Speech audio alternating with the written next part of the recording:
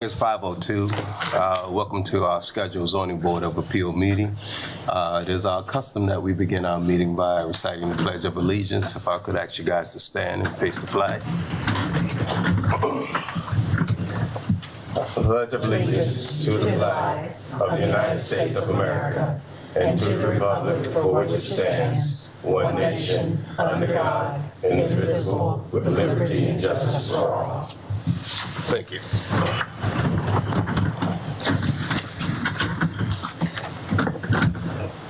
Are we okay with all notifications, Hillary? Yes.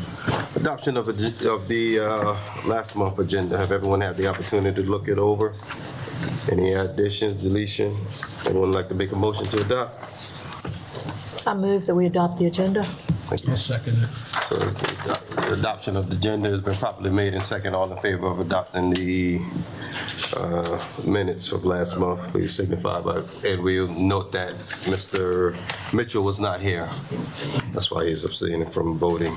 So all in favor? For the agenda or the? For the, This is for the the agenda. minutes. For the minutes, I meant for the minutes, for the Oh. minutes. I'm sorry, for the minutes. Well, we don't have a motion on the floor for the minutes.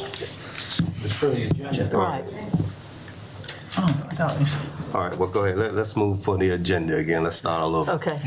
So I item move we number 4. adopt the agenda. Let's move that can I get someone to move that we adopt the agenda? So moved. So it's been properly made. Second. It's been properly made and second. All in favor of adopting the agenda? All right, the agenda has been adopted. Now, our July 28th, 2022 meeting. Has everyone had the opportunity to review those minutes that was here? Yes. Any changes?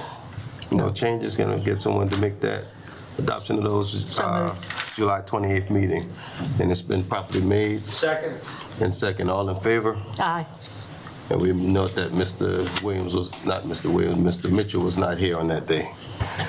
So that motion carries. Item number 6, Mr. and Mrs. Ware, James Ware.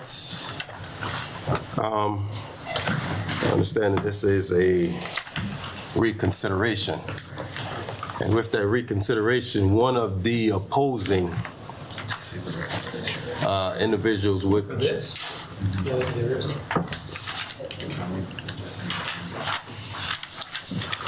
I mean, one of the prevailing members would have to make that motion for reconsideration. And those prevailing members would be, I think, Mr. Shimshak and Ms. Hughes, if I'm not mistaken. They would have to be the one, and Not Ms. Hughes. who was the other individual that voted? Can't remember. Was it me? Yeah, Okay. What am I supposed to do? No. You don't have to do anything.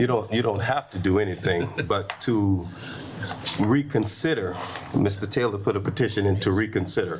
So in order for this reconsideration to go through, one of the prevailing members, which would be yourself, Mr. Shimshak, or myself, would have to make that motion. But if none of you guys make that motion, then we would not hear that case again. Okay. So that's what's before us now. So if none of you guys are making a motion to reconsider that application, then we move forward on it. So that's going once, going twice. So none of you guys wanted to reconsider, so No, Mr. wait a Taylor. minute, I'm confused here. Okay, Nobody made a motion to reconsider, did they? well, you Or me? Or you?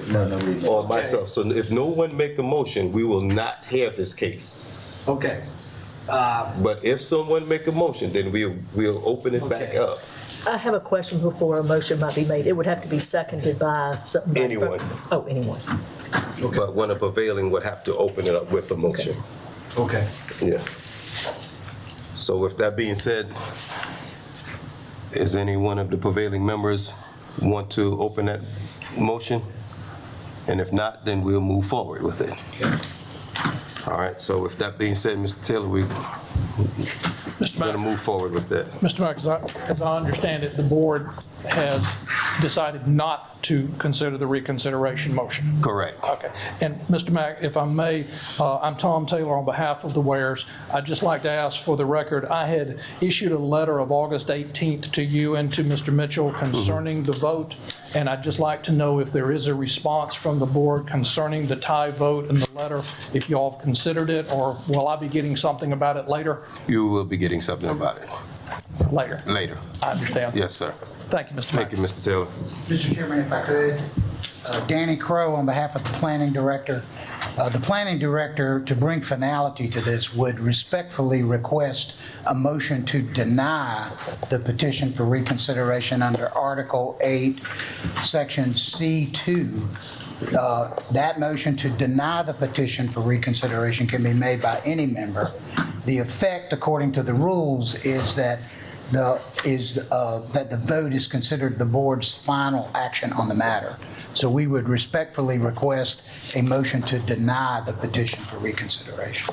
Is that a must to have that motion to deny? Well, my view would be that we're a little bit of a stalemate without it, so I think in terms of procedure, it would be preferable, at least to the planning director, that we make a motion to deny the petition for reconsideration. Motion to deny petition.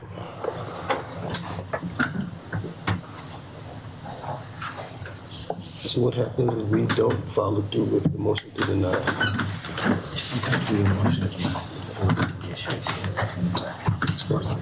So we might as well move forward on the motion to deny the petition.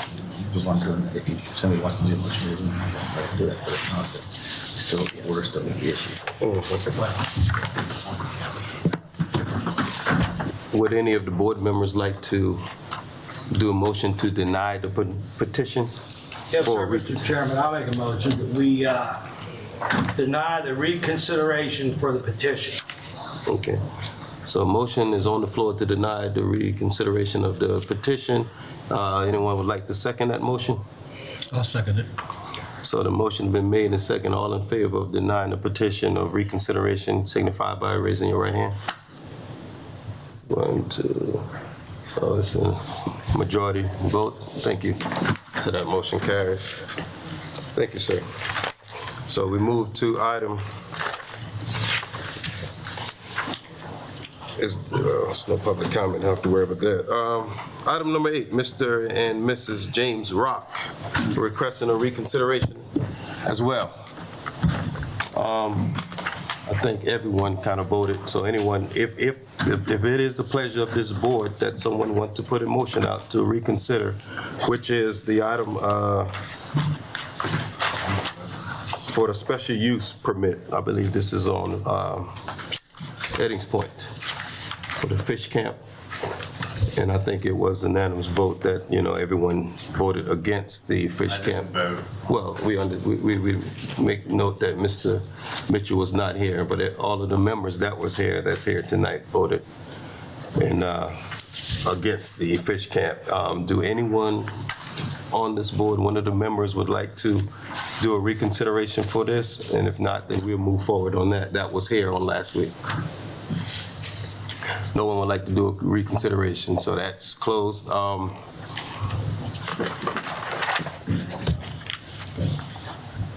I just want to make sure there was no public comment. Could I get a vote that there is no reconsideration for this? Someone would like to put a motion on the floor for non-reconsideration? For item Make a number... motion, Mr. Chairman, that we do not reconsider. So it's a motion on the floor to not reconsider the special use permit. Anyone like to second that? Second. So the motion on the floor has been properly made and second. All in favor of non-reconsideration of the special use for item number 8, signify by raising your hand. So that motion carries. That's been denied for reconsideration. Item number 10 has been withdrawn from the agenda. So So we won't, item number 10 and item number 11 will be removed from the agenda. Item number 12, Mr. Neil Turner is requesting this administrative appeal to the decision of the zoning administrator to revoke a zoning permit at the Turner's Marine property. Mr. Tom Taylor, I believe that'll be you again. It would be. Mr. Chairman, members of the board, good afternoon, good evening. Thank you for hearing me. It is my pleasure today to be here on behalf of Neil Turner and Turner's Marina. Neil, would you stand up, please? This is Neil Turner, who owns Turner's Marina. Turner's Marina operates the Hilton Head Harbor. I'm sorry, Eric. Thank you. Turner's Marina is the operating entity of the Hilton Head Harbor Marina, which is located on the north end of Hilton Head and is in combination with the RV Resort campground that is located just adjacent to it. The RV Resort and the marina were originally developed in 1981, and then the portion of the campground was conveyed over to the Property Owners Association, or in that instance, actually it's a condominiumized association. And the marina, which is approximately 2 acres with docks, was conveyed to an original successor to the declarant named Billy Bob's, and in 2017, Turner's Marina bought the marina. The key aspect that we are here about today is a request that was granted to Mr. Turner to allow him to install gates upon the entrance to Turner's Marina or Hilton Head Harbor in order to secure the marina a little bit better. We've had a lot of problems over the last 2 years with theft, and he has had the unfortunate incident of having to first hire security guards, and now we believe that a gate would be the best thing to have there. This is at the access point at the end of Jenkins Road, if any of y'all are familiar with it, and you do have a copy of the photograph in there. Ms. Austin originally granted the petition for a gate on May the 21st, and then on June 29th revoked that zoning permit for the installation of the gates. For y'all's purpose, I think the most important thing to understand is that there is no dispute between anybody, the administration or us, that this is private property, that Turner's Marina owns this property, and that the RV resort owners have a valid and platted easement, or not platted, but a valid and recorded easement over it. And Mr. Turner has been very clear every time he's dealt with Ms. Austin, and there are written records that are in front of y'all that have indicated that everyone who has the right to use that easement will be given access through the gate, either via a push-button transmitter or a gate key code, something like that. There is not a single individual who has legal access to come through it who will not be allowed passage through the gate. This includes a lessee of the association, which operates a restaurant in the gate, behind where the gate would be. So in essence, all we have that's going to be different is a gate that will be there to secure the property at times when it needs to be secured, and other times anybody will be able to come through it. Now, our argument is basically fairly simple because I've worked with Ms. Austin forever, and I know that she's very good at what she does. She has originally approved the gate looking at the standards that she should have, which are all the applicable standards in the CDC met? They were. Are the conditions of permits or development approvals approved under this development code? They were. Are all required permits for access, potable water, and sewer granted? They were, including the fire department's access because there was a master fire key given, and all other applicable standards of the Code of Ordinances were met. That's why the permit was originally issued on May 21st. What apparently occurred afterwards, according to the documentation that we've received, is that there were some complaints by lot owners within the RV resort who said they simply didn't want the gate. And Ms. Austin, acting on those complaints for some reason, pull the permit, notwithstanding the fact that nobody has had any problem with getting access and everybody has been promised access. We are of the opinion that someone should not be able, by their influence, simply to be the last person calling a county employee and insisting upon something that they don't like when it is legal and appropriate to have it there. And so we are here today asking this Zoning Board of Appeals to review this administrative decision, to overturn it because there is absolutely no reason why the permit should have been pulled. I believe Ms. Austin will tell you, because she testified in court last week week in a related case that she forgot that the RV resort did not have a secondary entrance and that all of the RV lot owners would have to come through this entrance. I don't doubt her when she tells me that, because she has a lot of things going on. But that does not explain why you should pull the permit when everybody was going to have legal access to it. And again, I tell you, and I don't think Ms. Austin will tell you differently, Mr. Turner has worked in good faith as hard as he can to get everything that the county desired about this, including access to each individual who has a legal right to be there. And we ask the board to consider what Ms. Austin has to say about why the decision was made, and then reverse it, because this is that appeal board that can do that when a county person decides, for whatever reason, personal or otherwise, that they've decided they want to make a change. It's just not right.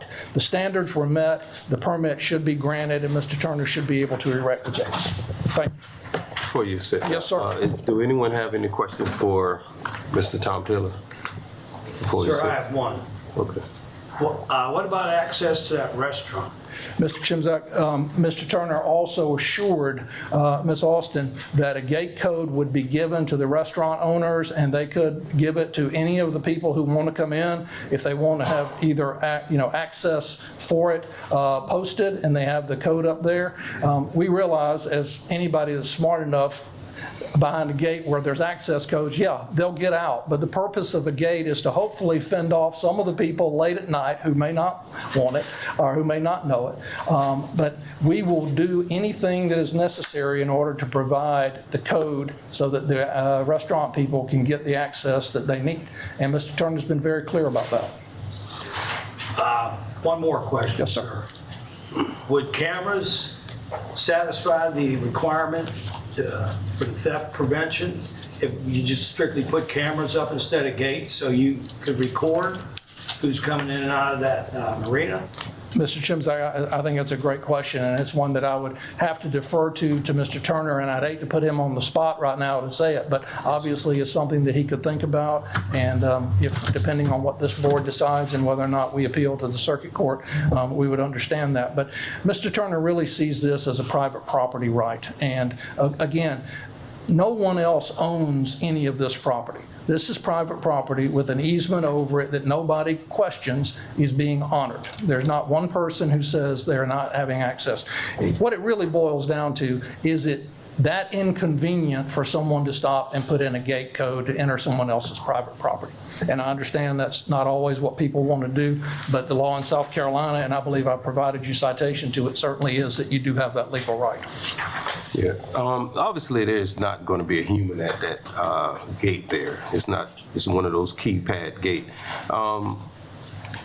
How would it work if I were to, just arbitrarily decide that, all right, tonight let's go out to dinner? How would I access that through that gate to get to that restaurant, to access that restaurant? How would that work? Mr. Mack, if you came in during the regular business hours, there will actually be a person on the other end of the buzzer. If someone just pushed the gate code, almost like an apartment in New York, there is someone at Turner's Marina during the regular business hours of the day.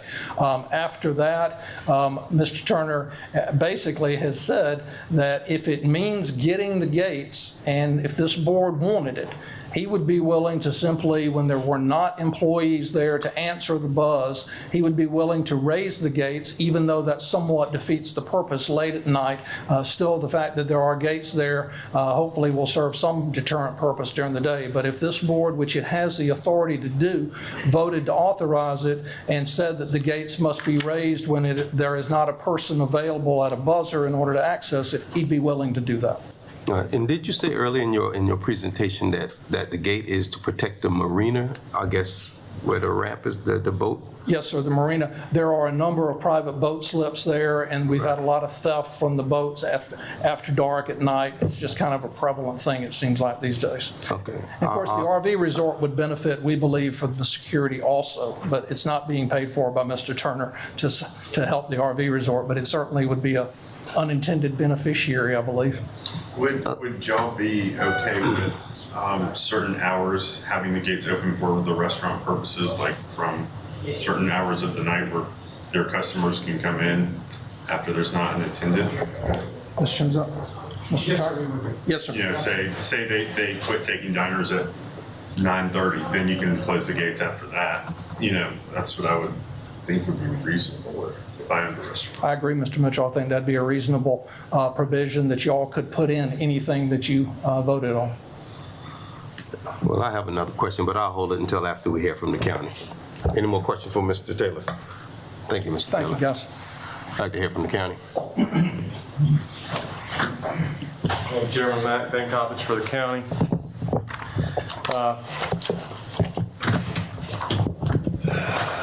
Not to go too much into the actual reasons or the basis for the approval or the disapproval, or whether or not there should be gates on this property.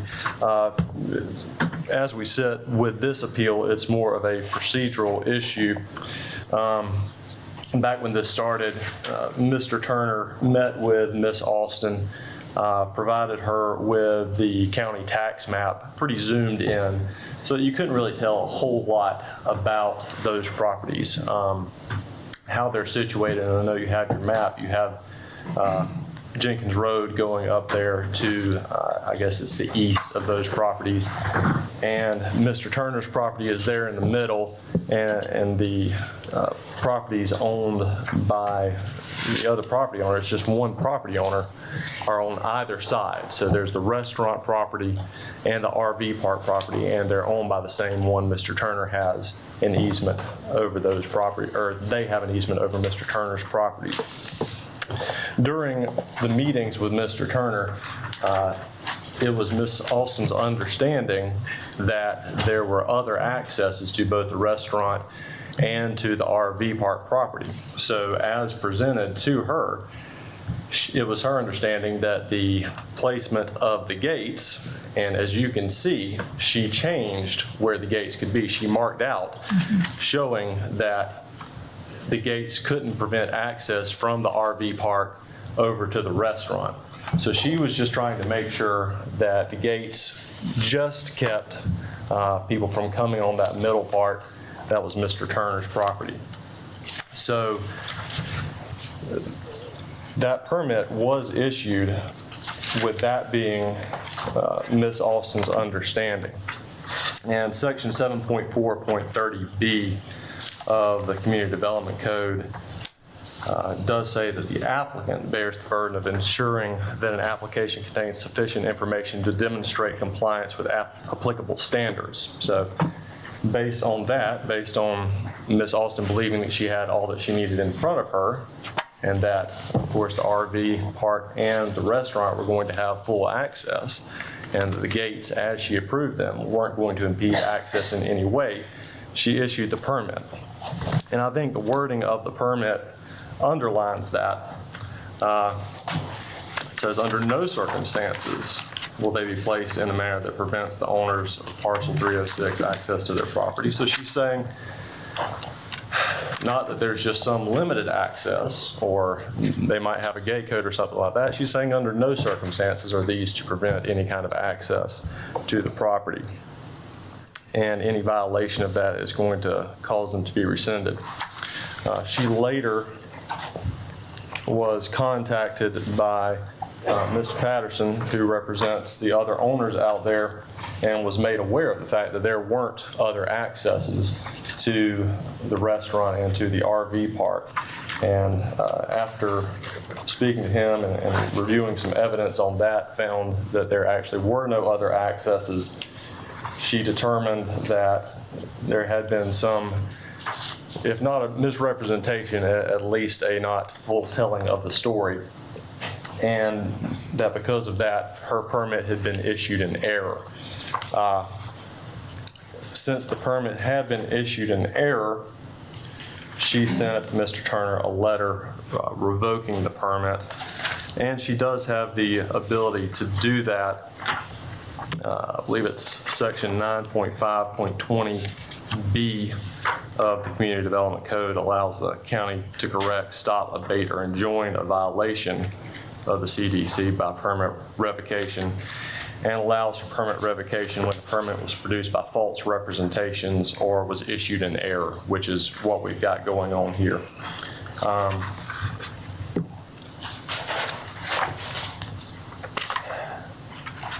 I'd be happy, and I'm sure Ms. Alston would be happy to answer any questions the board would have, or just further confirm anything or correct anything I might have missed, if the board would like to hear from her. Do anyone on the board have any questions for Ms. Hillary? For the county in a whole? Between the permit grant, the permit was granted to when it was rescinded, and So we've got, along the process where they would. permit was granted, we got May 21st, and then it was rescinded on June 28th. Okay, I just wanted to make sure I was. All right. And I think because it was Ms. Alston's understanding that there was going to be no effect on these surrounding properties, there wasn't any notice, there was no posting on the properties out there. So I believe that's when these property owners became aware of it. Any questions for the county? Were the gates installed? No. Okay. No more questions? Thank you. I have a question for Mr. Taylor. And Mr. Mack, I have a question for the board, please. I am shocked that there has been an accusation that Mr. Turner misrepresented anything, and I'd like to ask Ms. Alston to come forward and allow me to question her, because I have now heard 3 different stories as to why this occurred. There is a letter dated June 29th that says that she took this action because it has been made clear to me that the gates would in fact block access to the adjacent RV park and property. She testified under oath 10 days ago that she simply forgot about that she didn't know about it. But I have never until this evening heard that there was an accusation that Mr. Turner made a misrepresentation to her that's on public feed, and I request that Ms. Alston be sworn in so that I can ask her exactly what the misrepresentation was that allegedly was made.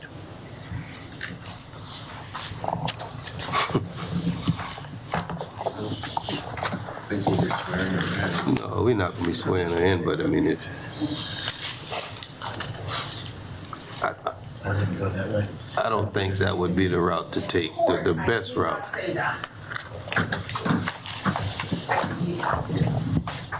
Yeah, I don't want to bring her up to be sworn in May I if ask? I even have that power to do such. I understand, sir.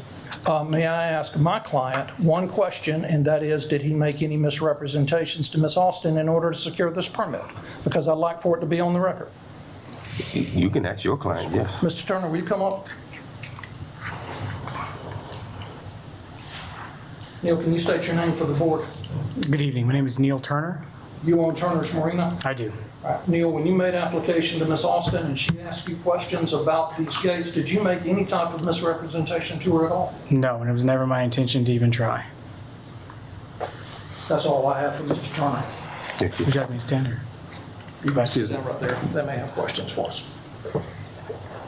Tom Taylor, is there any other access to this RV? Mr. Mack, it's such an interesting question. The literal answer is no, but they do have access to Jenkins Road, which we have begged them to open up, but which the RV Association has not yet done. So we're hopeful in the future that they do that. As you come down Jenkins Road, they have what's basically a maintenance area right there, and it would take 50 feet of paving to connect that, and they'd have their own entrance right there, but there's not right now, sir. Okay, so earlier I think you said that the main purpose for the gate is to protect the marina. Yes, sir. So what would be the hardship if you were to just back your gate up? That way you could still have access to the restaurant, access to the RV, and you can still protect those who are directly straight ahead toward the marina. What would be the hardship to your client if we were to take that route, or if you guys were to take that route? Actually, Mr. Mack, if you look at the photograph, the marina, when you talk about it, is in various different parts. When you come through the main gate, you're on the main gate that I wish was a gate. When you come in the main entrance, you're on the marina property. In front of you would be the private slips. To the right would be the main commercial area, and then there is a lessee known as Sea Monkeys Water Sports Rentals to the right. So you couldn't gate all of that off by a secondary gate. Just it's not physically possible to do that. The only way to control it is at the beginning of the entrance off of Jenkins Island Road. So where's Sea Monkey again?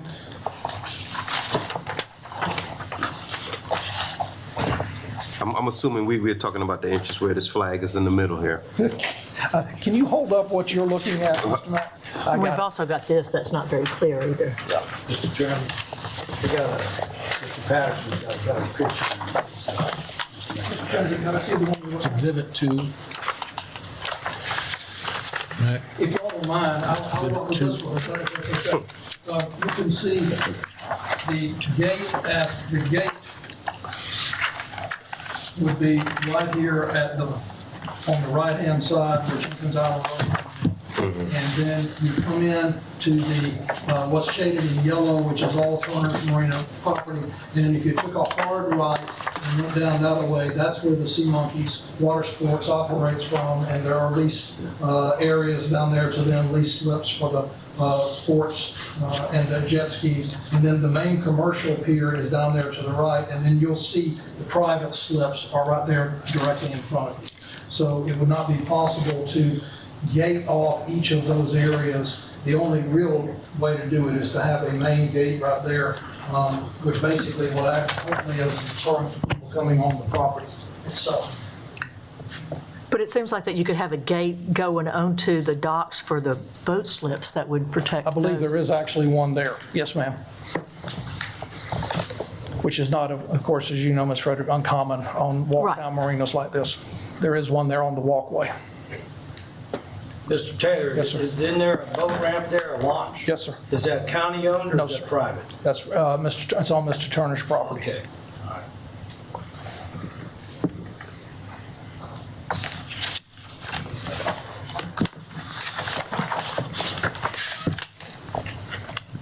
Is there any more questions for Mr. Tom Taylor?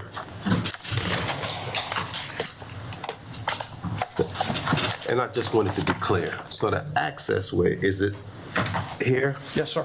Okay.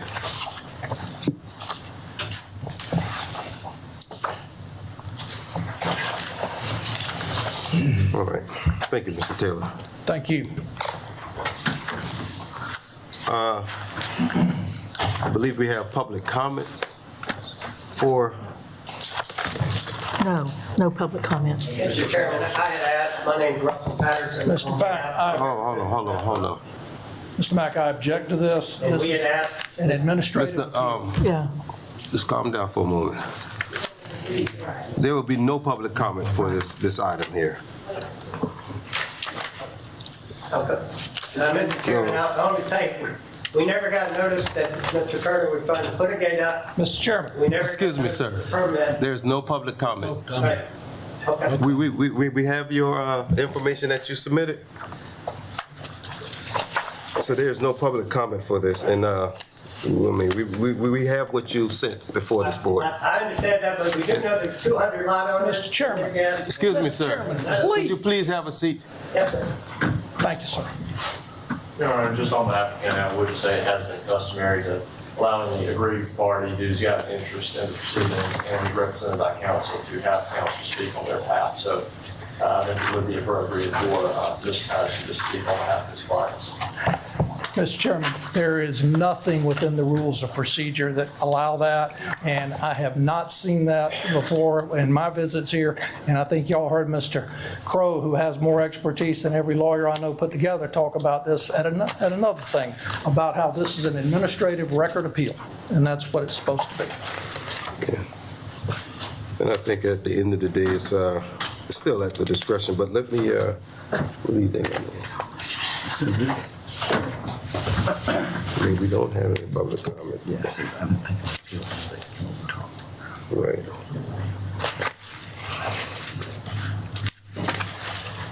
Well, understanding that on an appeal, there is no public comment. However, we do have Mr. Patterson, Russell Patterson's information that he submitted before the board, and I believe everyone had that opportunity to review that. And I don't know if he have anything else to say outside of what he said, but I think that was enough information that this board can, move forward on. Because, I don't want to stop setting the precedent of having someone speak when it's an appeal, and it is just not. If I do it for one, then I have to do it for all. So, with that being said, board members, I'd like to make a point that on the actual zoning permit, item number 2, under no circumstances, and these are the conditions of permit approval, under no circumstances, gates shall be placed in a manner that prevents the owners of parcel 306 access to their property. And I think what we've heard and what Hillary had decided is that that does prevent access by having gates there. all right. Well, if they can open the gate, though, doesn't that give them access? Well, I think there's a different challenge when there's a restaurant there. I think that's I think that prevents some people. Well, they agreed to have it open during the restaurant hours. Would that? I think that would make a difference, yeah. Yeah. Ms. Frederick, I didn't understand that last thing that you said. Excuse me. I said you had agreed to have it open during the restaurant hours. Yes, ma'am. I just didn't understand what Ms. I said that would make a Oh, difference. thank you. I just didn't hear that. I'm sorry, I have ringing.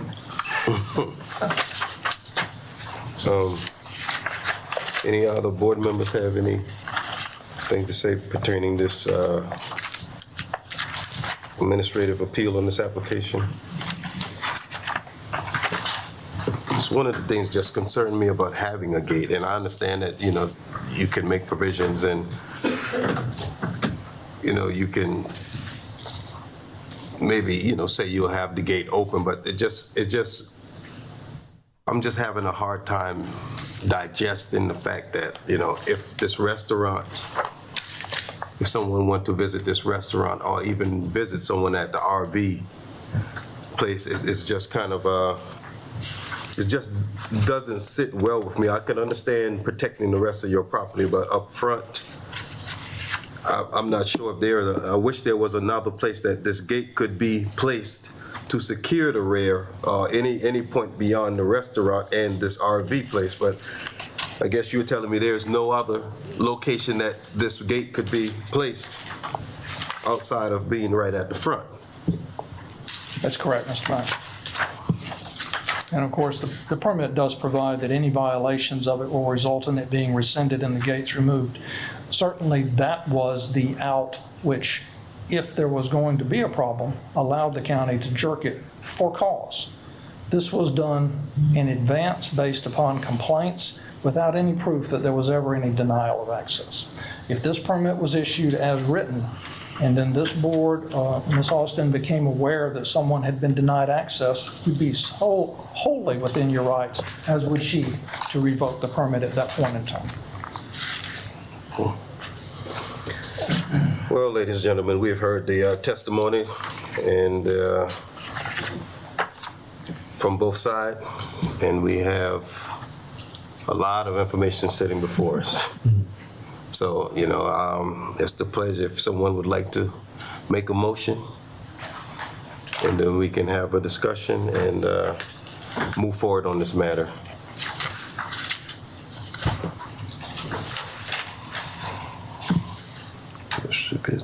Let's see what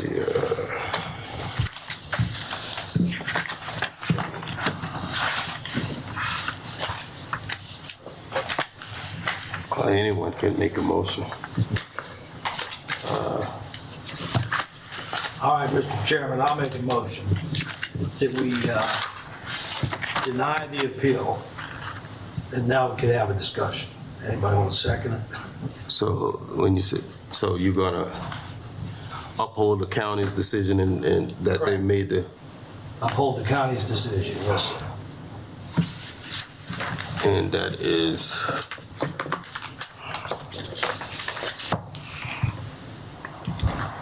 I'll second it. so it's a motion on the floor to uphold the county's decision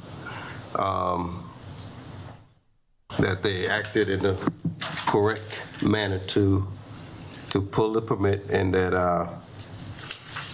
it's been made and it's been properly made in second. So all in favor of upholding and denying the administrative. Did we want to discuss it first? Discussion. Well, yeah, we can have a discussion.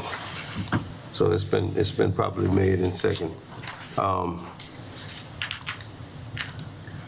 there Do possibilities? you, To make a point, one thing that when I'm looking at this is, the actual easement into the property, it's for, to provide access for sufficient for motor vehicle traffic. I don't know if that's doable with gates with the type of owners that are in there, but I think that upholding the easement access is the utmost important, and it's everyone's rights. But I also see that they need to be able to secure their property. But there is access easement. If I was a restaurant owner, I would not want gate kids going into my restaurant. I think there's ways around it. I'm not sure, besides what Mr. Patterson's put together, that the hours of the RV park are, or their access requirements. I haven't gotten my head wrapped around that yet, but I do know that the restaurant and the RV park, they could change uses. So we want to make sure that no matter what the use is, that they still can gain access if that changed. Mr. So it Mitchell, is- excuse me, they couldn't change uses, sir. This is a covenanted piece of property, and it is a campground, and the restaurant is actually on common areas owned by the association. So it might change lessees at some point, but it wouldn't become a Harley shop. It wouldn't be, that's where I'm held up with just denying it. The other thing that seemed like that the easement said, if I'm reading it correctly, is that it doesn't have to be there, they just have to provide an easement, so that there is opportunity that another easement could be It runs, it's, given, like what Mr. Taylor was saying for the other entrance off of Jenkins Drive. Yes. One option from Mr. Patterson is that we could continue this appeal until Judge Dukes issues an order on the gate issue. yeah, this is in Judge Duke's hands as well, huh? question is what was going on, the testimony that you were kept referencing 10 days ago? Mr. Mack, we are in the 8th day of what is known as a declaratory judgment action trial initiated by Turner's Marina for an interpretation and declaration as to what the covenants say and how they govern the land. It involves a number of different issues. It involves the easement only tangentially, and that is simply a declaration that the easement is there. There is nothing within the declaratory judgment action about gates whatsoever, and I don't think Judge Dukes his ruling will probably have anything to do with the gates via that way. I think the only way we would get Judge Dukes' input would be to appeal a negative result from the ZBOA, which we could, of course, do under the statutes. So he's, Mr. Chairman, I know you don't want me to say anything, but I can explain that, but I'll sit down if you don't want me to explain.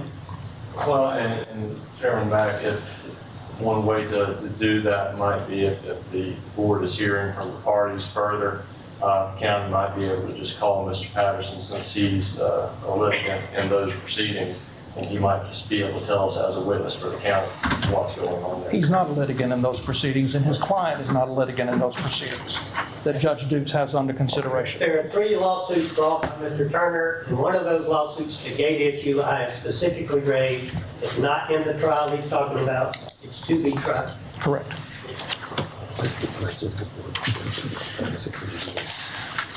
I think that would probably have some bearing on our decision.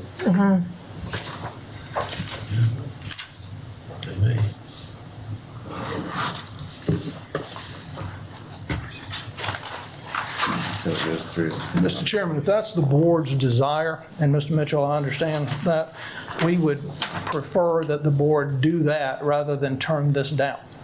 Because I think that would make it cleaner if the board was of a decision to say this will be stayed until such time as the lease case is tried, then that would be preferable to turning it down and having us be forced to make a separate appeal that I mean, way. I don't love the practice of just deferring everything, but this, you know, seems to me my decision will be contingent on if there's open cases to be contingent. I mean, they're dealing directly with how we're impacting our decision.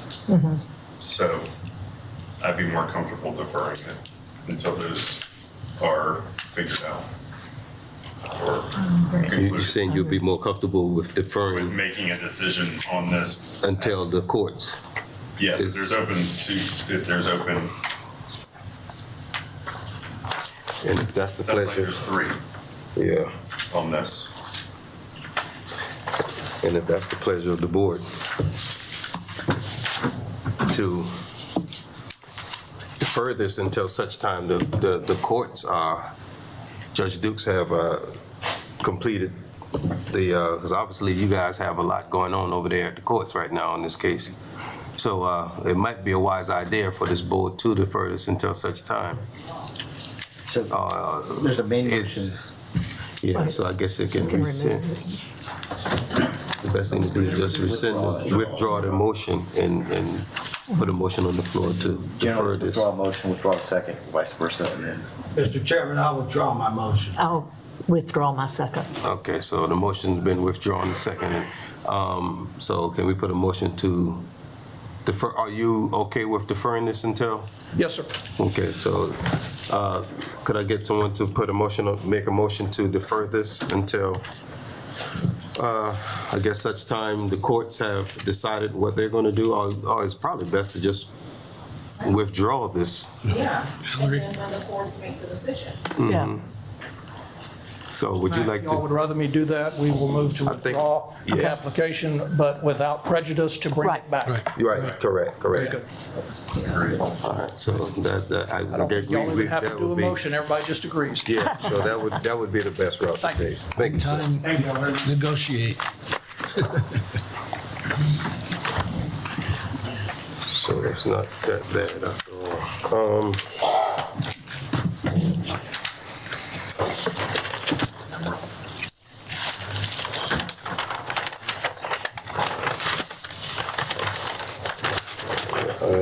We've got the swimming pool now. Item number 4, Mr. Mike Vaccaro is requesting a variance from the river buffer of a pool. The continuation from last meeting. Is he here? Yes. He can come forward.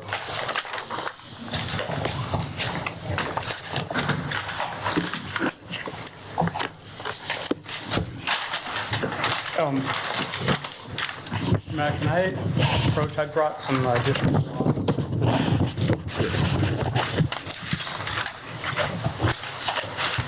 Sir. Just need to grab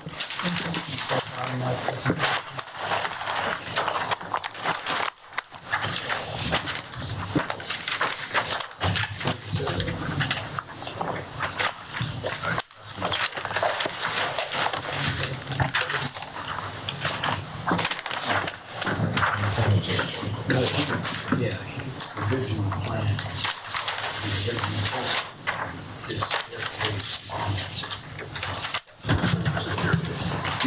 is You can proceed. You can go for it.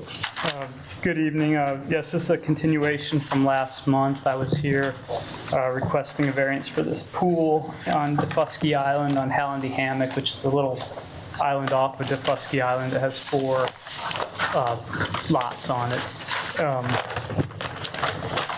I have, after the last meeting, Ms. Frederick recommended going back to the drawing board, which I've done.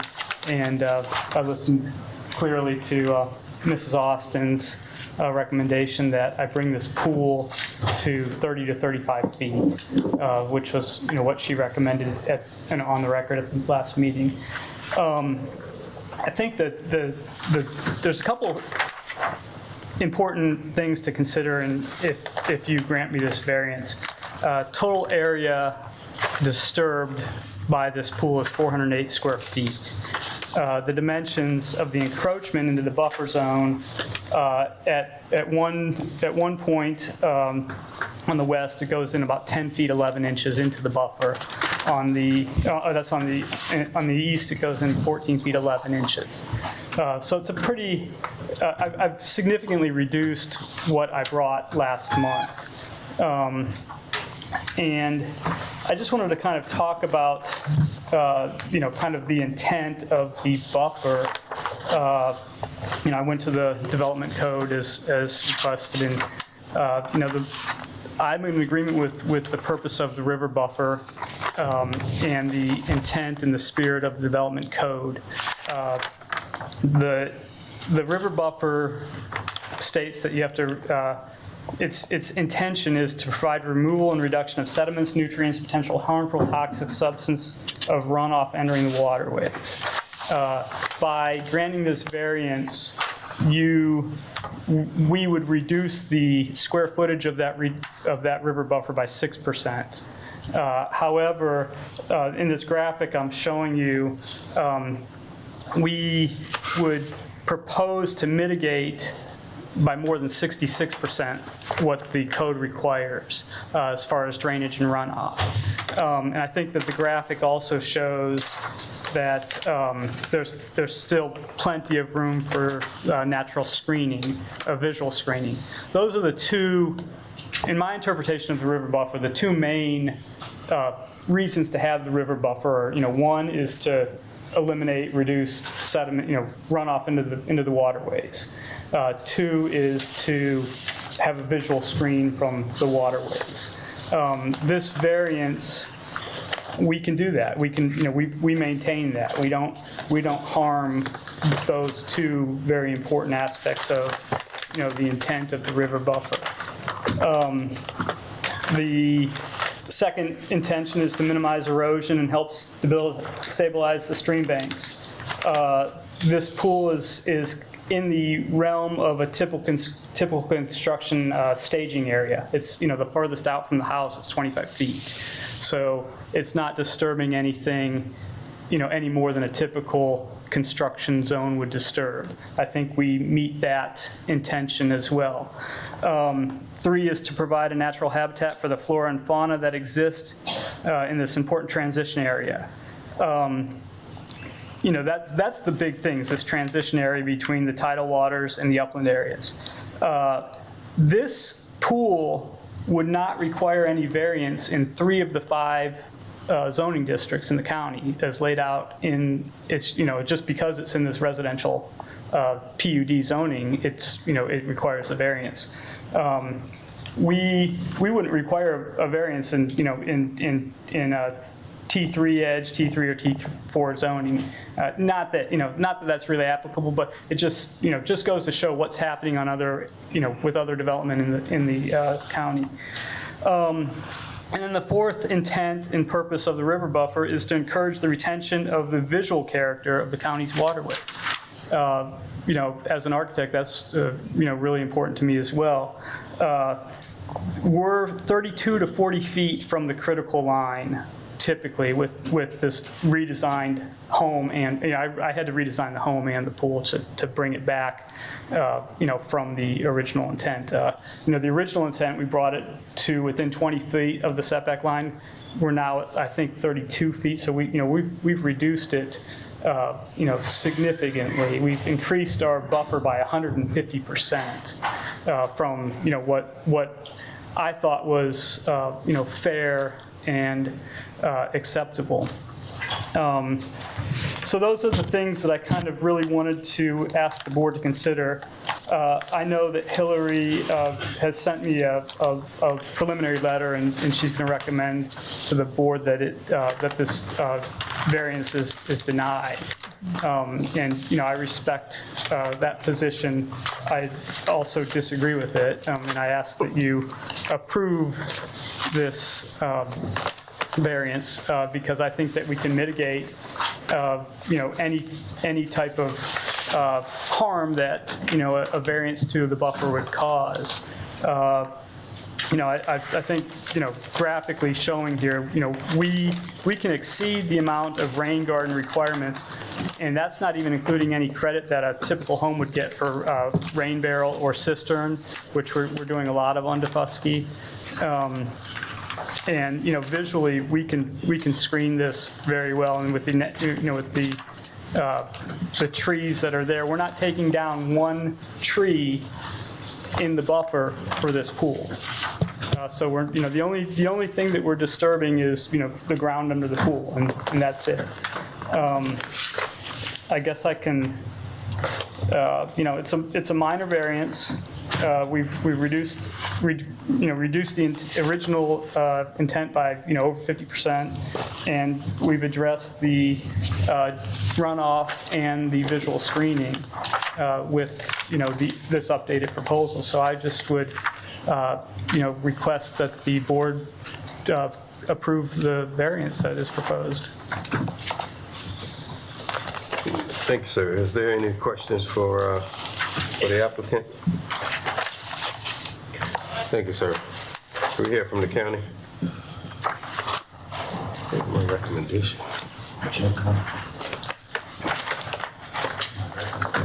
You looking for yours too? Me too. Do you have a With my recommendation? recommendations, when he came back to the office, he reduced the pool 4 feet. This is the first time I'm seeing this layout. Can I ask you a question? What is this blue thing back here? So it's true that I reduced the pool 4 feet. What is this blue thing? This blue thing would indicate an area of rain garden. That's an. You can't have a rain garden in the river buffer. Okay. I can still have the 720-foot requirement of rain garden How did you get 720 square feet of? from the county's worksheet. Okay. And that's without any cistern or anything. I brought those calculations. I think it'd be necessary. Okay, well, the rain garden has to be removed from the river buffer. I mean, if he's getting a variance, why would we put more things into the buffer? Okay. We could put the rain garden in this area and direct it that way. It's still in the buffer. You have a 50-foot buffer. If they give you a waiver for 32 feet, that's still Yeah. part of, you don't put the Okay. rain garden in the buffer. We could put the rain garden in the other part of the lot and still get that calculation, but I just thought it made sense to put it in I still don't think he meets all the requirements for variance. He hasn't really proved a hardship. He talks about the size of the pool and he's reduced the pool, and I see nothing with this land that says he actually needs a variance for a pool. The variance is, I mean, he's able to build a reasonable sized home, and he could put a reasonable sized pool, but this pool is reduced it, so it's 50, it's what, 46 feet long? 32. Or 76 feet long, I don't know. This is a very long pool, and most of it is in the river buffer. So until I can hear a hardship that caused for this variance that has to do with the land and not what the property owner wants, I still recommend disapproval. But I also state that if you decide to approve it, I need a plant-back plan for this entire buffer that's going to be remaining, and the removal of this rain garden from the buffer.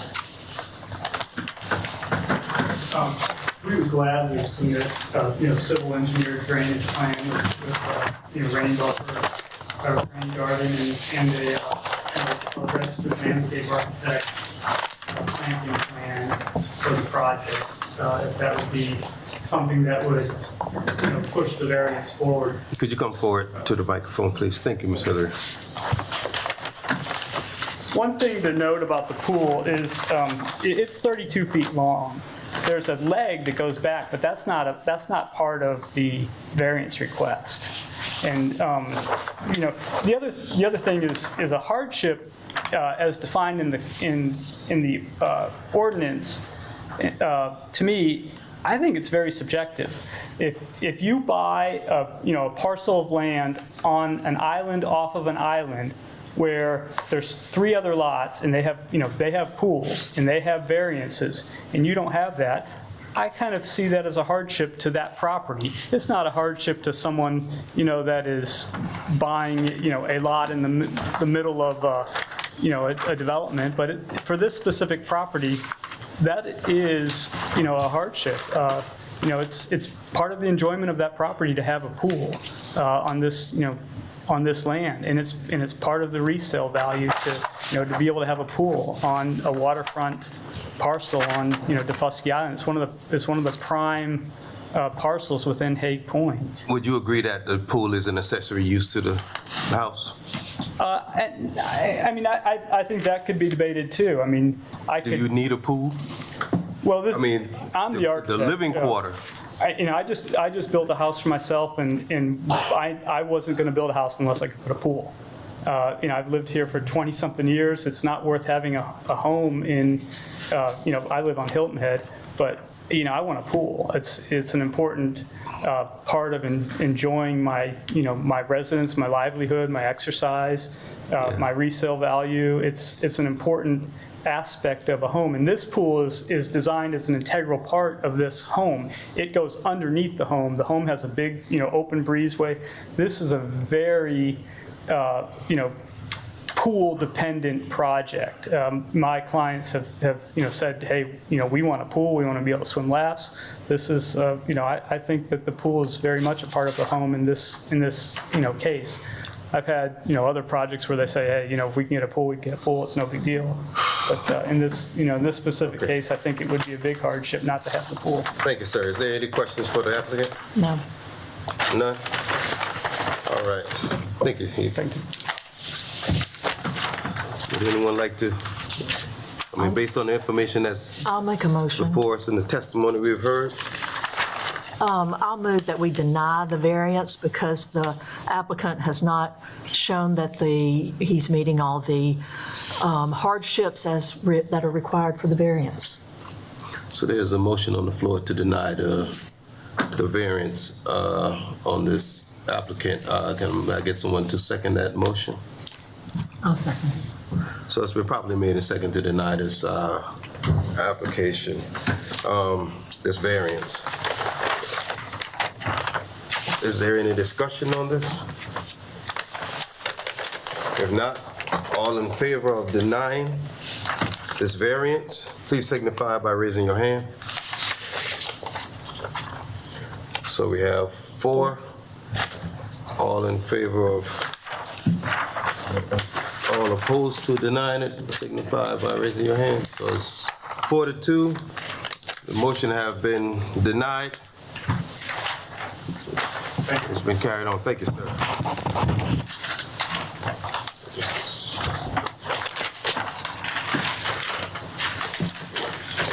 Guess I forgot. Is there any public comment I don't think anybody was here. for this item? No public comment. We close that. Item number 16. Sherry Lasser, Lowcountry Hope Home, requesting administrative appeal to the interpretation. The use of this property is listed in the Community Development Code. Hello, How are you? You can state your name and my name's Sherry Lasher, and I am the secretary and the treasurer for Lowcountry Hope House. And we received a violation. It says we needed a zoning permit and a business license for a halfway house. We're not a halfway house. What we do and what we have done for 6 years is we are a 501c3. We rent a house. In this case, the house rents for $1,200 a month. And then we provide that house to people who have gone through rehab for drug or alcohol. They have gotten themselves free of their addiction, but the last thing they want to do is go back and live where they used to live, where their friends are and their drugs are. So this allows them a residential home to live in. We make it a safe place, a sober place, and an affordable place. So we rent it for $1,200. They pay $175 a week to live there for 6 to 12 months. and we provide no services. We have no staff or no employees. All we do is provide a place for these people to go and learn how to stay sober. It's a regular residential home. So you said this is a home from 6 to 12 months? Typically, that's how long someone stays there. You say it's $175 per week Yes, for each resident? right. So I don't understand, how is it not a halfway house? I mean, what you described just sounds like a halfway house. Well, you would have to look up the definition of halfway house, which you guys don't have a definition in your codes for halfway house, but it isn't. Halfway houses are typically funded by the government. People are assigned to live there. I mean, I can read you the definition of a halfway house, but that's not what we are. An institute for people with criminal backgrounds or drug abuse tendencies to learn or relearn the necessary skills to reintegrate into society, as well as serving as a halfway house. They provide social, medical, psychiatric, and educational or similar services. We provide no services. We have no employees. We have no services. We have a bed and a kitchen and a bathroom and a living room with a TV and cable. So you're just supplying it to? Correct. We've been there for 6 years, and that's all we've ever done. I'm confused. Okay. These people can't rent something on their own? No, they just, well, I mean, they could, but they've just come out of jail. They're referred to us by Beaufort County Drug Court, Beaufort County Drug and Alcohol. They just came out of jail. They just came out of rehab. They don't have a job. So they have to come in and they have to get a job within 2 weeks. If they have to walk down the street and work and flip burgers, that's what they have to do to pay their rent. But you said nobody's supervising them. No one's supervising them. They just live there. We do have, we have a person there that we call the house manager. He typically has more sobriety under his belt. He agrees to live there with them he gets free rent. And he issues random drug tests to make sure that the home is free of drugs and alcohol. But other than that, he really has no responsibility. I mean, he just makes sure that, people are doing their chores and they have a job and they're paying their rent and they come home by the curfew. But other than that, he has no other responsibility, and he's not employed, he's not getting paid, and we don't provide any services. So it sounds like really you're a temporary shelter, which is a supervised publicly or privately operated shelter and services designed to provide temporary living accommodations to individuals or families who lack a fixed, regular, or adequate residence. Is that temporary? I mean, leases are typically for 6 months to a year. That's not temporary, that's a typical lease time. Ma'am, I have a question. Okay. Do you own this home? No, we rent it. Who owns it? A lady named Nancy Williams. She lives in Georgia. Shouldn't that be the person that's up here and not you, the owner of that property? Well, she doesn't have a halfway house or a whatever they called it. She's not the one. We're the one. I understand that, but it's her house. But they're the ones. But they're renting it. I mean, they're the ones who are saying they can't. And so she's okay with you doing that? Yes, she has a brother who's an alcoholic. She likes renting to us. We get, Beaufort County Drug and Alcohol depends on us. Beaufort Drug Court depends on us. We are the only place in Beaufort that does this. There are rehab facilities and IOP facilities that send people to us because the people are just not ready to go back into society. They just got off of an addiction, and they don't even know how to put one foot in front of the other. So they're just dependent upon each other. They're not dependent upon your institution. They're dependent upon each other. They're subletting a house, and the owner allows the sublet of their house for 6 to 12 months. Or longer if they need it. Yeah, or longer if they need it. But living in a home with like-minded people who have just kicked their addiction, who are just learning to re-enter society and not go back to their friends, and do drugs or not go back to their old neighborhood. It's a wonderful landing spot for people to just learn how to be a human being again and put one foot in front of the other. My question is, what percent of the individuals, the men, stay there for the length of their contract? Most. If you don't get, occasionally we have someone get kicked out for, failing a drug test. But other than that, typically people stay there for the 6 to 12 and sometimes 18 months until they kind of feel like they've got their act together and they can, go where in a place. They don't have any money when they come there. Right. So then they can afford to maybe rent a place and maybe live with normal people, and it's just a nice place for people to land. And y'all aren't licensed by anybody? We are not, because we don't. Sounds to me like it's individuals depending on each other. They're subletting and tenant housing. The business license says engage in occupation or activity with the object of gain, benefit, or advantage. And we have no gain, we have no benefit, and we have no advantage. How many people are staying there? There's a total of 7 people. There's 2, 4, 6, and then the house manager has his own room. So 2 people in each of the 3 bedrooms, and the 4th bedroom is the house manager. Okay, clear me on the numbers. You're renting it for $1,200 a month. Right. To 7 people or 6 paying people. 6 pay. For $175 a week each. Where does all that extra money go? It goes to upkeep, yard maintenance, HVAC, water, cable. So all the utilities. Yeah, So the landlord pays nothing? No, we pay it all. That's why she rents it to us so cheaply, because we pay it all. But our whole model is self-sustaining.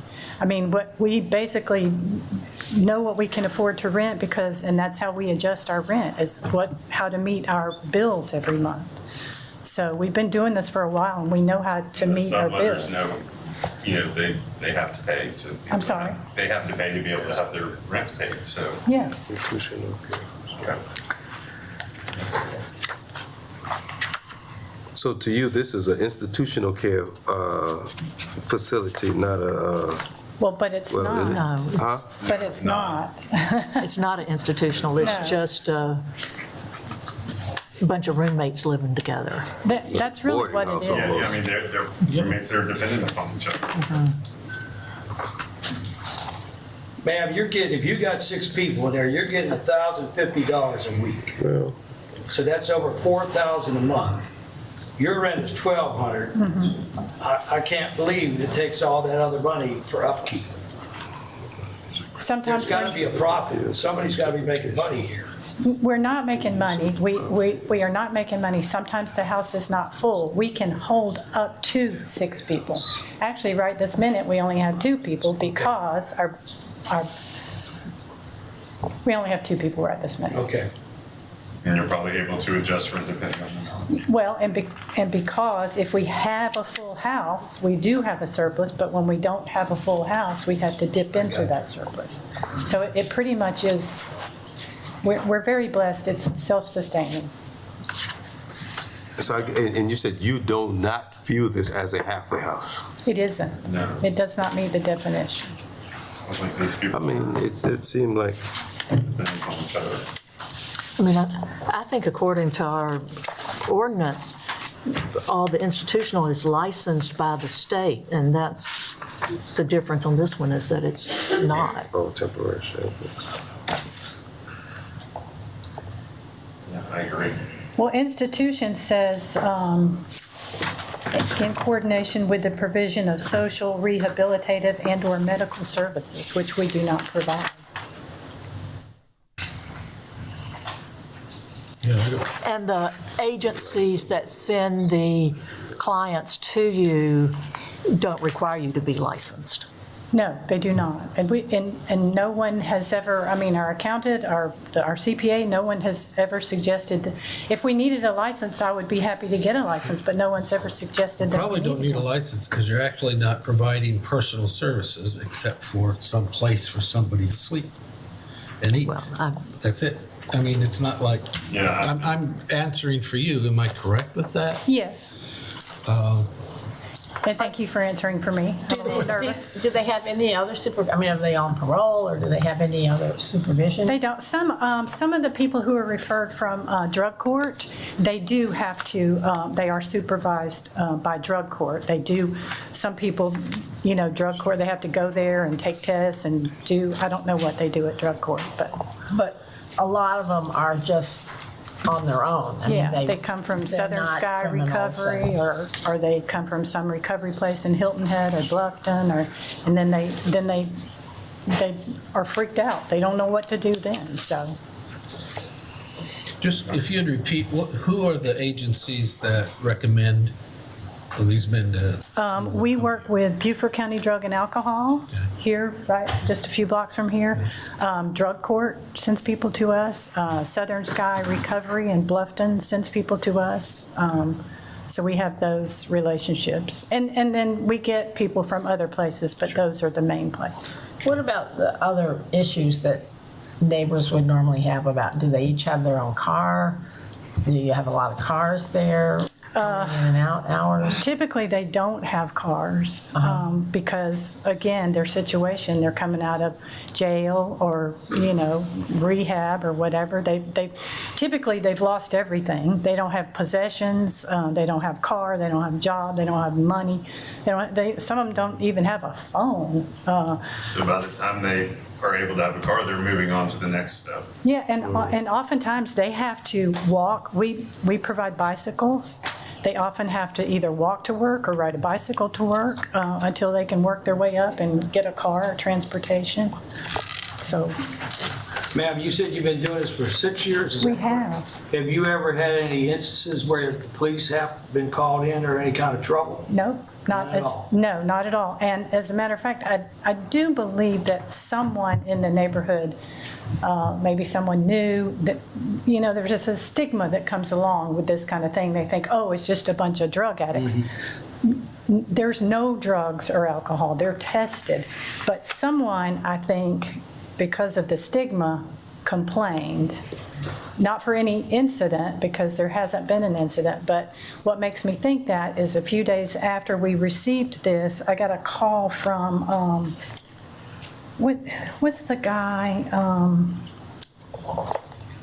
Mark Childs, because someone had called and said that our grass hadn't been mowed in weeks and it was knee-high and the place was a mess. So I got in my car and drove over there and took pictures of it. It was pristine. There was nothing. So, and I actually brought it back over here to show it to him, but he's like, I don't need that. So I think maybe that's how this whole thing got started. But we've had no instances, no police, no nothing. I don't know, is this any violation of any covenants? There are no covenants. There are covenants. There are covenants? Yes. Do you know what they are? This is in Shell Point. The owner told me that there were no covenants. There are covenants. Is there a covenant that prohibits us from doing that? From subletting. Yes, it prohibits commercial uses. This is not a commercial use. Ma'am, I don't get my time to talk yet, so. Yeah, sure. Is there any more questions for the applicant? No. Thank Just you. one, how long can people stay before they are removed for something else without paying? We like them to leave after about a year. Yeah, but I mean without paying, if they, If they don't pay, they gotta go. how long? I mean, when they get out of jail, they probably don't have anybody. No, we give them 2 weeks. All right. So they have to find a job, but I mean. I understand. Yeah, okay. Thank you. Thank you. Like to hear from the county? Thank you, Chairman. Ben Coppins for the county. This appeal does have to be denied just because it's not properly before this board. Procedural history here is that a notice of violation was issued to Lowcountry Hope House on July 6th of this year. So if it hasn't already, a citation will be issued if the activity there isn't ceased, and then there will be a trial on the matter. So that will be how this is disposed. There's nothing for that entity to appeal to this board. Had Ms. Lasher gone to the county to get a zoning permit, a variance permit, or an application for an interpretation, and if she had gone through those processes as laid out in the code. She came, that's how she was. Well, I believe she came and spoke to you, is that correct? But there was no written application submitted. Not yet. Correct. Is this premature? Is that what we're? Yeah, it is. Once she got the notice of violation, I believe she spoke to Ms. Austin about a permit. Ms. Austin told her what she believed the outcome would be if an application were submitted, and then she went ahead and filed this appeal. So at this point, it is premature. She would have to either make the argument she's making before the magistrate in the trial of this matter on the zoning or on the code enforcement violation, or she could make one of those applications to the county, and if it is denied, then she can come back and appeal. So we can't appeal, we can't grant, we can't appeal on something that hasn't been. Right. There's just been nothing appealable yet. She'd have to go through that application process.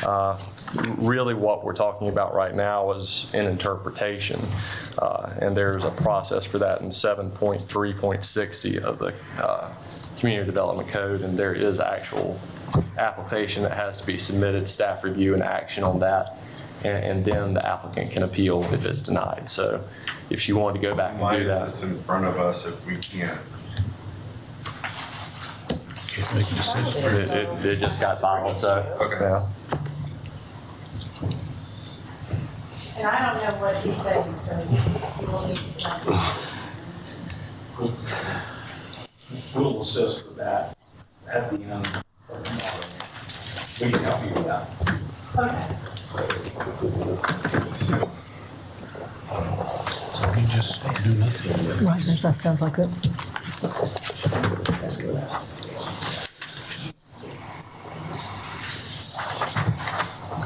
Because anything you do is deny. You're saying there's no decision before you guys have jurisdiction.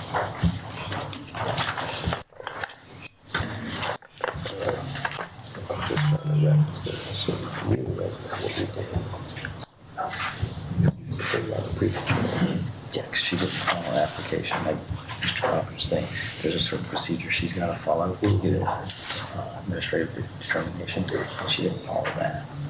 There's nothing that should be in front of us, but Hillary's saying, hey, she applied for this, so she put it on the agenda. Just because it's on the agenda doesn't mean it's in your jurisdiction. Right. So we haven't gone through the proper chains of the administrative appeal. Right, we've got the cart before the horse. In your opinion, do you think we took Why is this on our agenda? the correct, I understand we are here because she submitted this application. Maybe she could have been advised otherwise to do something different? Because it seemed like, I mean, what's before us tonight, we have no jurisdiction. Right. So We have no decision. why are we here? That's what my. We have Huh? no decision. Yeah, so she can go through and have the trial, or she can kind of circumvent that and come back to Department of Community Development. So no matter what we decide, it doesn't matter. Well, the proper course of action would be for her to withdraw the application, do the official application for permit, get an But to my official question- denial, and then decide what she. But I'm asking a different question. She won't be Whatever we prejudiced. decide here doesn't really matter on this case is what we're hearing. Well, she won't be prejudiced if you deny it. If you approve it, it gets a little murky because there's a question of exactly what the interpretation is, because what we're talking about is a notice of violation from code enforcement. We're not talking about a decision of the director or somebody appointed by the director. So the administrative appeal. Yeah. Administrative interpretation should have really been before us then. But isn't the administrative appeal based off of being called a institutional care facility? Yeah. No, Mr. Cox So we don't- is that there's no administrative fee. Okay. Is that a fair? Yeah, she would have needed to file some kind of application, whether for a zoning permit or for an interpretation to say this is something or it's something else, whether it's an It institutional care facility. seems like or- that's the first step, is to get an Yeah, interpretation is. on what it is. It is. So really, she needs to withdraw this application and do an interpretation. She can withdraw it or you can deny it. It won't really make a difference. don't make a difference. She won't be prejudiced from being able to come back and make that application if this is denied. What if we had all decided to approve it that it's not an institution? Where would that land? But do we have, I mean, that's another process that's not us at this point. Is that correct? My question is, can I buy a house in Beaufort and have 7 people move in that have problems? Well, I mean, without having to go to get some kind of certification for having problems. I'm just asking. It seems a little weird to me. and just for your edification, I don't think the board should be considering that, but the answer would be no there. I think what Ms. Lasher is saying, this is just a single-family detached residence, and the code does define family as people who are related or 4 or fewer people who were living under one roof. So they can still continue to operate as they are then for fewer people. Now, that would probably be nice for her to understand. Yeah, Sure. long-term Well, rental. and I think that's also why it would probably be good for the board to deny this or allow her to withdraw it so she can make those considerations. And I would be more. I think it'd be best if she, exactly. Yeah. Instead of just denying, because even if she does go to court, that holds bearing on that, it could help the other case, and I wouldn't want to be part of that. So I would not be for denying it, but I would be For her to withdraw it. For her having to withdraw. and withdraw. Yeah. And I'm fine either way, And I think but she should have all the cards. the denial wouldn't be on a substantive ground. It wouldn't be saying you do can't do that. You're Yeah. just not properly before this board. Okay. Which goes back to. Could we ask the applicant if she's We willing? can ask her. Thank you, sir. Yes, sir. Miss, what's her name? Lasher. Miss Lasher, would you please? It's almost like the cart is before the horse here. So I'm not telling you what to do, but it would probably be in the best interest to withdraw this application, go back to the county, and almost get an interpretation of what you have there, so that you can have a better understanding. The county can understand what's going on, because it'll be much easier if you were to withdraw your application, and with that process, all you have to do is ask to withdraw your application, and then go back to the county, and then they can kind of direct you in the proper channels that you should go. Would I go back to Ms. Austin Correct. and she could help me do that? Correct. Well, I thought I was doing what I was supposed to do. Well, So this is not the proper way to do it? There's certain procedures. I would encourage you to go find legal counsel, and also encourage you to go look at the procedures laid out in the CDC. In the what? Because that will help guide you on how to do an administrative appeal. But I can't give you legal advice, but there's plenty of attorneys probably sitting behind you somewhere that might help you out. Well, yeah, we're a 501c3. We don't have attorney money. there's a good bit of money left over from the rental. I'm just Maybe messing they'll do with it for free. you. Yeah. Go bowling. Okay, so when I go back and talk with Miss Austin, can she like sort of write this down for me? 'Cause- Well, Writing what she wants, I'll answer her, and she can take that to you guys. We will help you through the process, and we will help you with your fee, because you've already paid a fee, so we'll help you out with that as well. Okay, So we will help you through the process. okay, so are you asking us to withdraw your application? yes. Okay. Thank you. Thank you, Ms. Austin. Is there any public comment for this? There's no public comment on that. Oh, that's right, this is appeal. All right, thank you. Do we have to have a motion to accept her withdrawal or not? No, I don't think you need to do a motion for the withdrawal. Item number 18, Ms. O'Quinn is requesting a special use permit for lodging. Yes, sir. Okay, you have the floor. Excuse me? You can let us know why you're here. Oh, And just yeah. go ahead and explain what you want. Yeah, my name is Nadine O'Quinn, and I own that cottage on 1892 Sea Island Parkway, and I fixed it all up and furnished it, and I would like to do a VOBO. Yeah, oh yeah.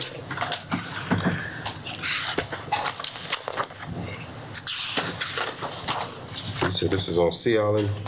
Yes, sir. Quite sure you have met all the requirements. Yes, sir. I met with the fire Is there any department. covenants? No, sir.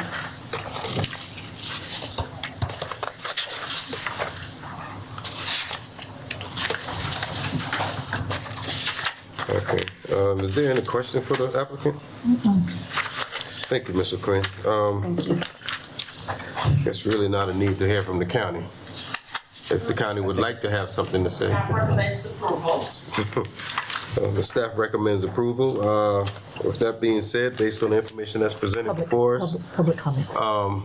is any public comment for this item, which is 19? No public comment? Did someone raise their hand? No. If there's no public comment, we close public comment. With that being said, would I move anyone we- like to put a I move motion we on the floor? approve the special use for this property. Second. Motion been made, properly made, and second. All in favor of granting this special use permit, signify by raising your hand. It's been carried, so thank you, ma'am. Item number 20. Hello again. Mattis Y'all, I LLC know is you're requesting praying a for an variance. easy one. Please let this be it. And you're saying, why don't we put all your ones right together, right? Mr. Chairman, may I proceed? Yes, sir, you may. Mr. Chairman, ladies and gentlemen, I am very pleased to be here tonight on behalf of Chris Crowley and Henry Brandt. I'd ask each of them to stand up at the back. You all probably already know them from Coastal Expeditions, which is a great new business here in Beaufort.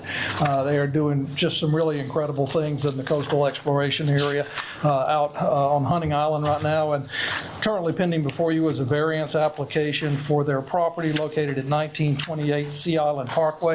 Importantly, this is in the commercial village, fishing village overlay district, and what they are looking for is to try to reach Gray Creek so that they can get out there and take kayaks and do their expeditions. It's really a couple of great guys. They're out of they've been in Charleston and they're well known up there.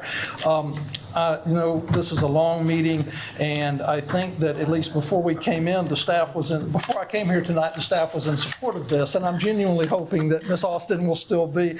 I know that you all have read the application. It does appear to me that they meet the requirements of 7.2.140C, and I believe that the staff agrees with that. And without going through all of the individual ones, I'll be glad to answer any questions or simply ask you if you wouldn't mind to let the staff comment too. But we move for the variance in order to allow them to build the dock. I think it's going to be about 342 feet. We're asking for a variance of up to 400 if necessary, but we believe it's going to be that, and it'll be the minimum amount necessary to reach Grace Creek. Any questions, sir? Oh, and here, I've actually got a good one tonight. This one actually kind of is the overlay and shows how they are just getting barely what we'll take to get out there to the. And that's a high tide picture probably, right? Yes, I'm betting from the looks of it, Mr. Reddick. Any questions, sir? Do anyone have any questions? Help me to understand on, I guess, page, what's this? On your application, page 2 of 5, it says the minimum length necessary to certify this OCRM is not to exceed 375 feet. Okay. Yes, sir. Okay, I was thinking maximum. That's okay. And Mr. Mack, y'all usually ask, and I should have addressed it, they do have both an OCRM permit and a core permit already on the dock.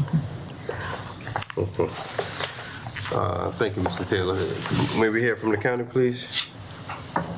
County recommends approval because they, this is a commercial fishing village. And to be able to do any kind of commercial fishing uses, you would need a dock. And it's a small tidal creek, so if they can't get a dock that's 300 feet, they would need more. But because it's a fishing village and it allows for a lot of other uses, it allows for a commercial dock. So I recommend approval for 346 feet. That's what their core permit, OCR permit is on the slope front. Thank you. Is there any public comment for this? Well, first of all, is there any questions for the county? Is there any? There is public comment. Let's see where. I think you have some. Yeah. Item 20. Ashley? Yes. Yes. Good evening. My name is Ashley Hauk. I'm the president and CEO of the Beaufort. Yes? Yes, just before you go any further, you have up to 3 minutes. Okay. So just for anyone who have any public comment, you have up to 3 minutes to speak. Thank you. Alrighty, my name is Ashley Hauk. I am the president and CEO of the Beaufort Area Hospitality Association. I've submitted a letter which should be in front of you in regards to this project, and I just want to go over a couple different things in here. BAHA, known as Beaufort Area Hospitality Association, we're invested in supporting organizations and businesses such as Coastal Expeditions. They serve the community and offer programming that creates a unique experience, further strengthening conservation and preservation of the area's most treasured natural elements along the barrier and sea islands of South Carolina. Coastal Expeditions and Coastal Expeditions Foundation Dock is essential in the programming naturalists will offer to the community as well as visitors. Given Coastal Expeditions' exceptional reputation and relationship to the state of South Carolina Parks and Recreation, we encourage an exemption. The Beaufort Area Hospitality Association applauds Beaufort County as they continue building didactic partnerships and innovative solutions to further educate citizens while supporting ecotourism through education and preservation. We would like to see Coastal Expeditions continue to transform and invest in the conservation and preservation of our beloved barrier and sea islands through new programs such as the Veterans Sea Kayak Resilience Training, after-school paddle sports, and the continuation of the St. Philip's Island Ferry through South Carolina State Parks and Recreation. Thank you. Thank you. Michael Bradley? Hey, my name's Michael Bradley. I'm the dockmaster at Safe Harbor Beaufort, Marina downtown. Just wanted to take a moment to make council aware of the great relationship we enjoy with Praying Mantis and Coastal Expeditions. They offer tours out of our location right over on Bay Street. It's been a pleasure working with Chris and Captain Henry and his crew. They're environmentally conscious. They run a high integrity business. They're definitely an asset to our community. Their tours are conducted in a safe manner, very entertaining and engaging for all ages. Personally, I've had my 3 young daughters on board. They enjoyed a great tour with Henry. They saw lots of dolphins and learned lots about our history around here. And basically at Safe Harbor in Beaufort, we hope that they're granted the variance that they request. Thanks. Thank you. Is there any more public comment? Did you fill out one of these forms? Sir, I didn't get here in time. I apologize. I'll be over. Well, you can go ahead and speak, and please do fill it out once you complete. She's a nice lady, but. Don't tell anybody now. Hi, my name is Peach Morse, and I'm the Executive Director of the South Carolina Lowcountry Tourism Commission, serving Beaufort, Hampton, Jasper, and Colleton counties. And I just wanted to give my support to Coastal Expedition South. It's a wonderful group of people. They're also members of the South Carolina Nature-Based Tourism Association, and they are extreme stewards of the area, and they are a great asset to us with historical knowledge, with natural knowledge, and they're a great bunch of people. I just wanted to say we fully support them. Thank you. Guess we have one more, huh? I didn't fill one out either, but I'll get it to you before I leave. Thanks for the opportunity to speak. I'm Jonathan Sullivan. I'm a member of the hospitality industry here. I am the chairman of the Beaufort Area Hospitality Association. An interesting piece about what Coastal's done is they acquired this piece of property in February in 2020, just before COVID happened, and they never stopped investing in our community. So they've continued to put their financial stuff at risk and at work. They've continued to develop this piece of property in their business here. But what's important about the work they're doing, tourists, one of the number one reasons they come to this region in northern Beaufort County is they want access to our waterways, and that's consistent throughout the decades of feedback we get from tourists. But locals also want that. And there's a great deal of locals who live in northern Beaufort County who want to enjoy what we take for granted sometimes every day, but don't have the ability to get out there and access that. And what's great about Coastal Expeditions is they want to provide that through their school program. And I think that's a significant component. My children go to Riverview Charter School. And this past year, I was able to go with them on a outdoor expedition field trip that lasted 3 days. And I got to watch these students who were 5 and 6 years old go out there and do this stuff. And it's a really remarkable thing to watch children do that. And the fact that they want to do that right here in northern Beaufort County for the people who live and grow up here and don't normally have access to our waterways is an important part. So thank you for supporting them. And thank you for supporting Ms. O'Quinn before us, who's also investing in our industry. So thank you very much. Thank you for the time. Thank you. Is there any more public comment? Close public comment. Deputy, I have a question for the county. you can go ahead. Okay. With the small creeks having commercial docks in them, is there an issue with the size of boats that could come to a commercial dock in the small creeks, or is that?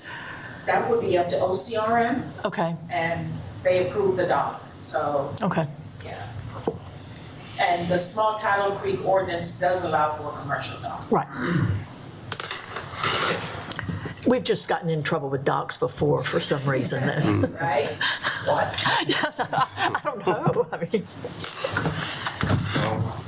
I would like to make a motion. Yes, to please. approve the special use permit. It's a variance. It's a variance. The dock link. Oh my gosh, I'm reading the wrong one. I would recommend approval of the variance, and that there is a hardship due to the fishing village overlay district, and the use is consistent with the fishing industry and of the dock, and it is necessary structure to conduct the business. I'll second it. Second. So motion been made and properly made and second. All in favor of approving this variance, signify by raising your hand. That's unanimous. So it's been approved. Okay, well, thank you, sir. I don't think We'll we'll see be you seeing next you no month. more tonight, huh? No. Okay. All right. And item number 22, Mr. and Mrs. John Moore. Question, a special use permit for lodging short-term rental? Yes, good evening. Good evening. Yes, I'm John Moore, requesting a special use permit for short-term rental. Hold on just a moment.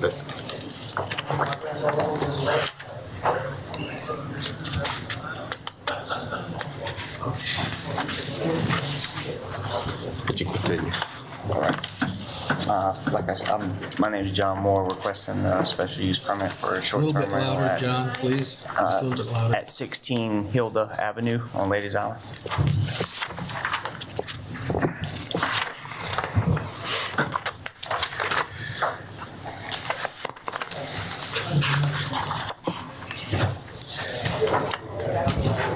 John, is there, I see that you have obviously there's a covenant there.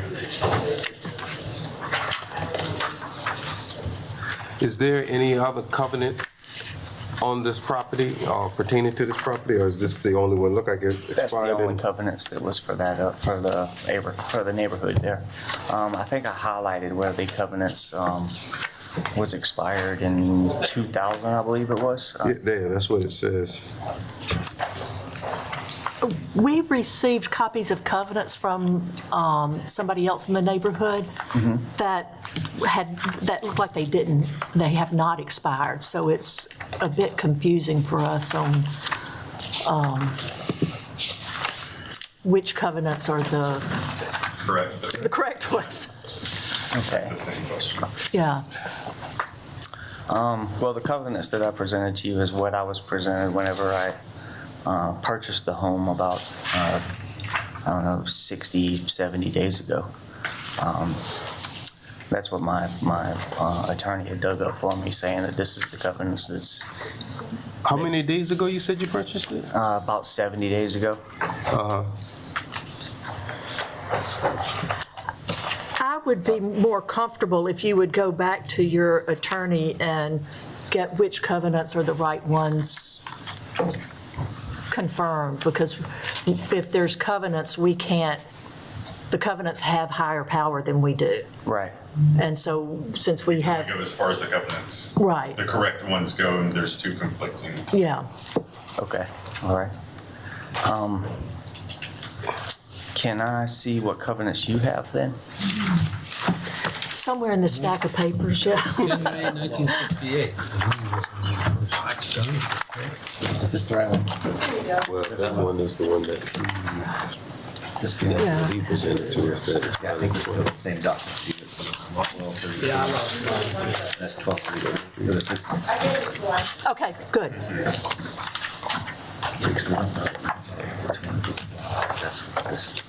these lots. I haven't seen the other one.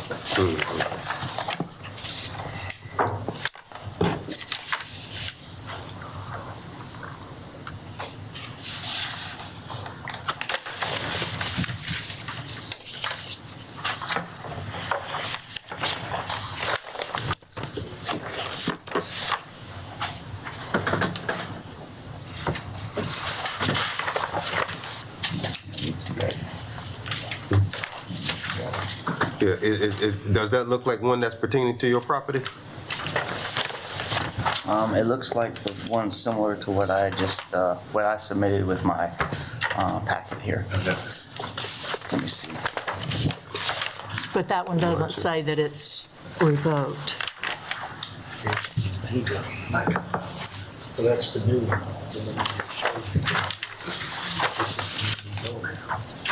Yes, this is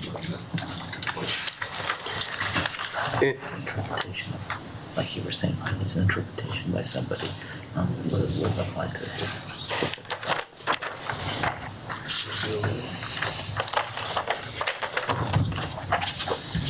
And while, just so that you can have time to review this, we can, if you would like for us, that way you can look at that, have time to look at it. If you want us to revisit this on our next month meeting, right, all you have to do is ask us to do that, and we can, vote on doing that. That way, even if you need to seek some legal guidance or make sure your property is not pertaining to any of these identified properties that's on here. That way you can have time to look it over.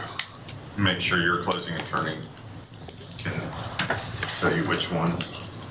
Mr. Chairman, if I may, the set he gave us was signed in 1979, and the other set was signed in 1968. Yeah, but there's no documentation that said that there was the vote to rescind it, because the first one said that it goes on in perpetuity until the... Yeah. But the second one didn't say that. The one that was signed in 79. Right. I guess we need verification on which one runs with the lots. Right. The lot and the house. Oops. And within that month, it could be probably a good time for you to, probably revisit and have that conversation with your closing attorney. Right, okay. My next question, before I do that, is what in this set of covenants is keeping, what would be going against saying? Single-family residence. Single-family residence? So it's only allowed for a single-family residence, and if you rent it out short-term, then it becomes a business and it's not a single-family residence. Okay, got you, I understand. All right. All right. I'll find out which one of these is, I guess, supposed to be the one that pertains to my property then, and then we'll go from there. Yes, I'd like to continue this at your next meeting. Okay. All right. All right, we can do that. Could I get a motion to continue this to our next scheduled meeting? So moved. I'll second it. Properly made and second, all in favor, continue this to our next scheduled meeting. Thank you, sir. We'll see you next week. Hopefully you can get all that information resolved.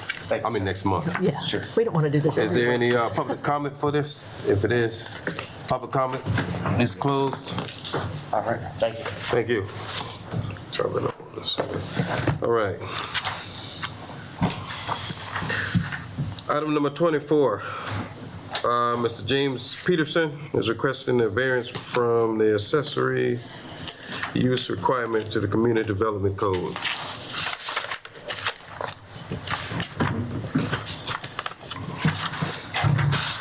Good evening. Good evening. My name is John Clements. I'm a licensed contractor here in Beaufort and have been for quite some time. The Petersons have hired me to build a project for them on the property at 180 Meridian Road, which is located between the Yacht Club and Berkmeyer Beach. They purchased 34 acres of property, and at the time of purchase, it had an existing structure, a house in good order that people had been living in until just prior to their purchase, and a guest cottage. Their intention is to, we are remodeling the guest cottage now.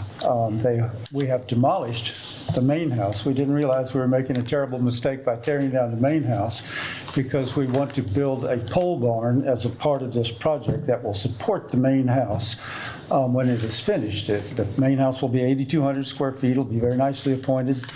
The pole barn, we were hoping that we could use during the construction of the main house to store materials and equipment.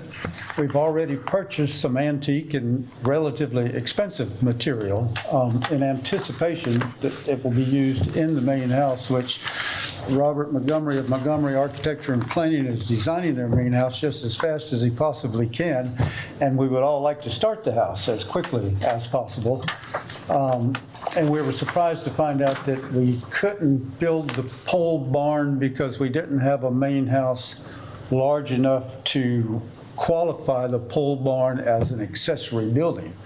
We did, but we were unaware of this ordinance and we tore it down before we applied for the pole barn zoning permit. So my request is actually very simple. It's a 34-acre piece of property. The zoning variance application asked me to describe what extraordinary and extreme hardships, the lack of this variance would convey to the homeowners. Extraordinary and extreme are some pretty strong words. It would certainly be financially disadvantageous to them, and they have to rent off-site storage buildings to store the materials that we've purchased. And logistically, the pole barn would be very useful in the construction of the main house. So it is a hardship. Now, extreme and exceptional, I think that it sort of is in line with the number 8 in the variance application. Ask, how would the variance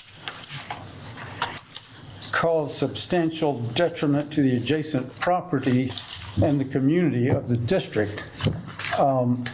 As I've mentioned earlier, it's a large piece of property, and this pole barn will be unseen by anybody off of the property. You'd have to come onto the property to even be aware that there was a pole barn there. So it seems like the hardship is sort of in character with the detriment that we're seeming to be imposing on the property. It's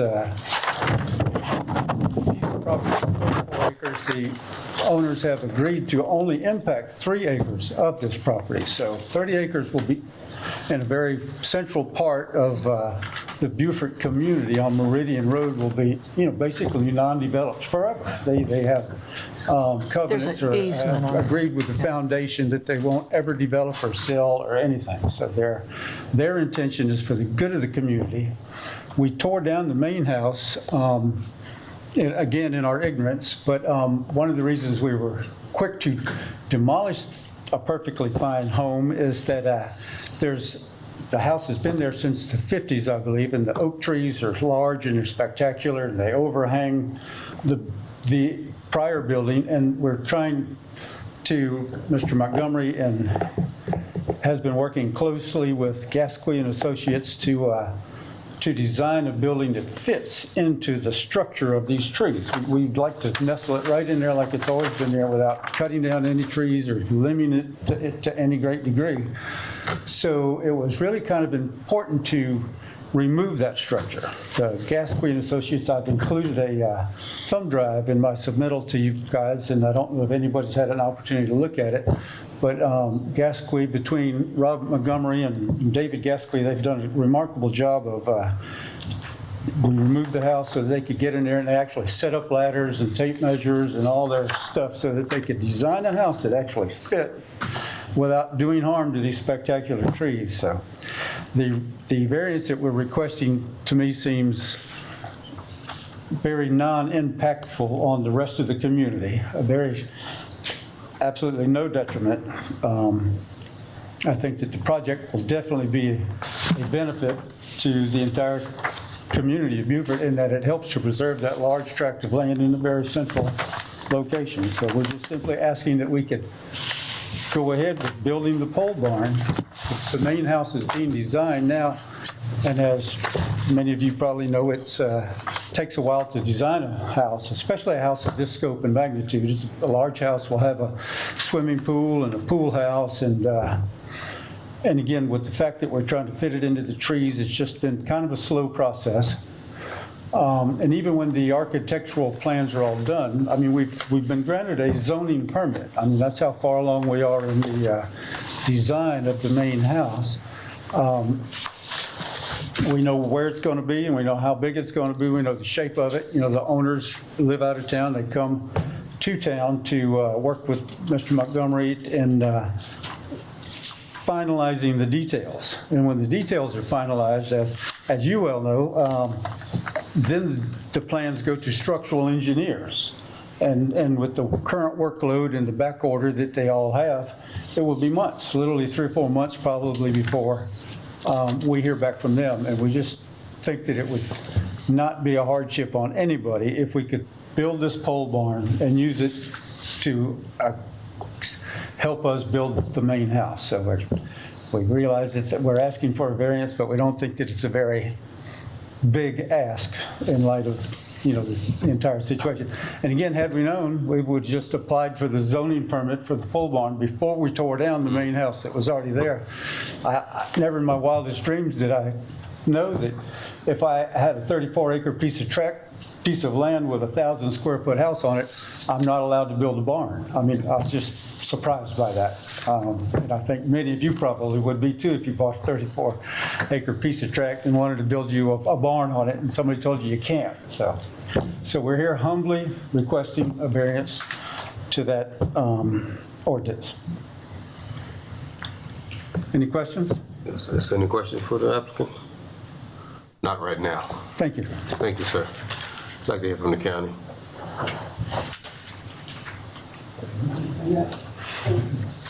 Mr. Clemens states that he can't build the barn. He can build a barn.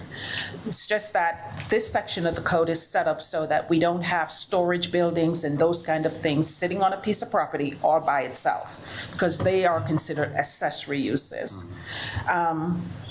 This barn is, I think, 1,700 square feet or something like that. So the cottage that's still there, it's too big to be an accessory to the cottage.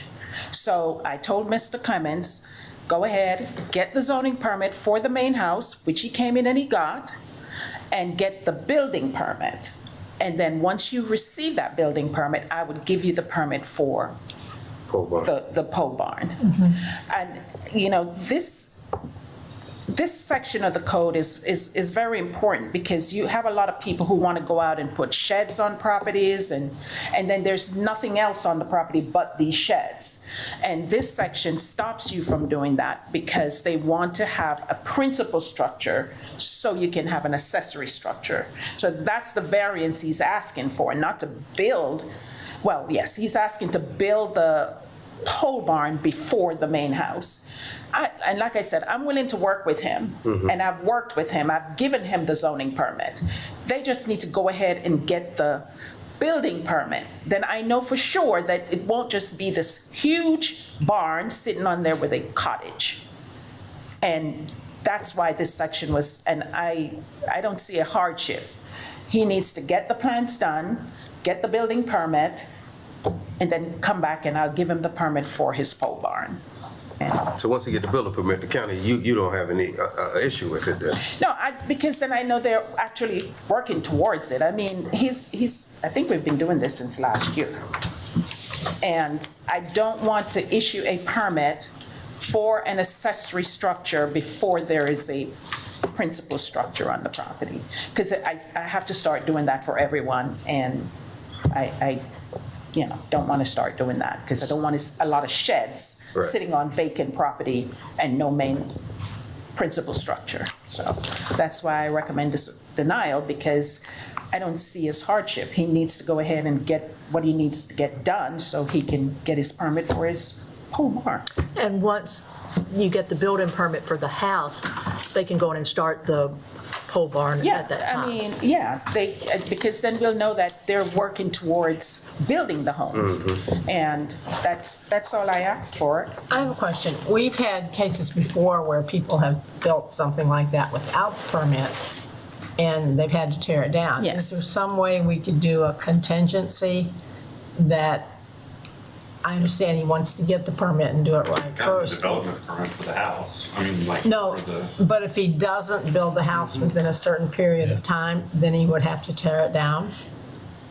And would you be willing to do that? Absolutely. Tear down a 1,700 square foot building? I mean, that's what we've done to people. Yeah. Pretty much locks them in.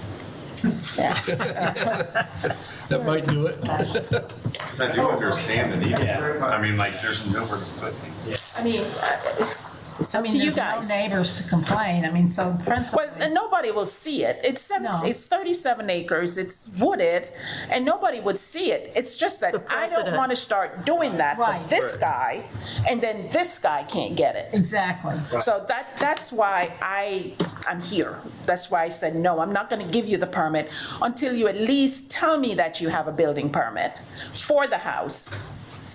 Then I would feel much better giving you the permit after you have your building permit So for the if house. we were to give it to him with the idea that he would have to tear it down if he doesn't follow through. How long would you give him to do that? I would say construction would have to start in a year. Yeah, I was about to say 12 months, that's what I'm thinking. But, How do you enforce it? I mean, any more questions for the county? Because I have one for Mr. Clements. Yeah, I have one from Mr. Clements, too. Mr. Clements, I have a question for you. All right. What would be your holdup on getting a building permit? I mean, your building, You get, in order to apply for a building permit, you need completed plans and you need structural drawings. And so we are months away from that. If we had those today, we would apply today, but we don't have what we need for an application for a building permit. You have to have. Completed everything. Well, you don't have to have all the kitchen details or the, No, but you have to have structural details. you have to have structural, obviously, yeah. And you know that the structural engineers, Ours are fast. Are they? Yeah, we pay them really quickly and they could work faster. Yeah. Sir, when do you anticipate having this completed where you can apply for the building permit? Do you have any date here? 3 months. 3 months? 2 to 3 months. 2 to 3? Is that including structural drawings, you think? So if we gave you the variance and said 6 months, you could meet them, you could meet those conditions? Absolutely. Okay. Is there a posted? what is this, a variance? It's a This variance. Yeah, it is. Yeah, okay. Thank you, Mr. Clements. Is there any public? Yeah, there are public. Well, there's one. I guess there's Kevin Dukes. That's right, yes, sir. Shorthand.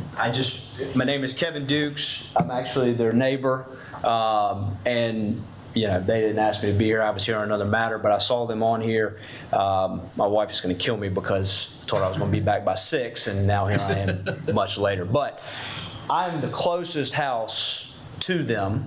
Are you in Burkmeyer? I've known them for some time. I live in Burkmeyer, 30 Burkmeyer Drive, and just right across the little slough is where they're going to be building this. It's a huge piece of property. I've reviewed the conservation easement that's on the property. It allows for these types of uses. I'm never going to see this through there. Nobody from the road's ever going to see this through there. And so I just wanted to take the opportunity to say that I think this is probably a great chance, you know, just to use a little common sense and, you know, get through this. And it's not going to have any effect on the neighbors. And I think that it's great what they're doing is, you know, good use of the property. So anyway, that's what I think. Thank you. Is there any more public comment? We close public comment. With that being said, I think we got enough information to move forward on this. If someone would like to make a motion, I'm quite sure there are going to be some conditions on this. I mean, it seems like he said that 2 to 3 months he can have this building permit. I mean, if you want to be relaxed and give them a little bit more. Discuss. I would like to make a motion to approve, given the building permit is approved within 6 months. That's pretty tight.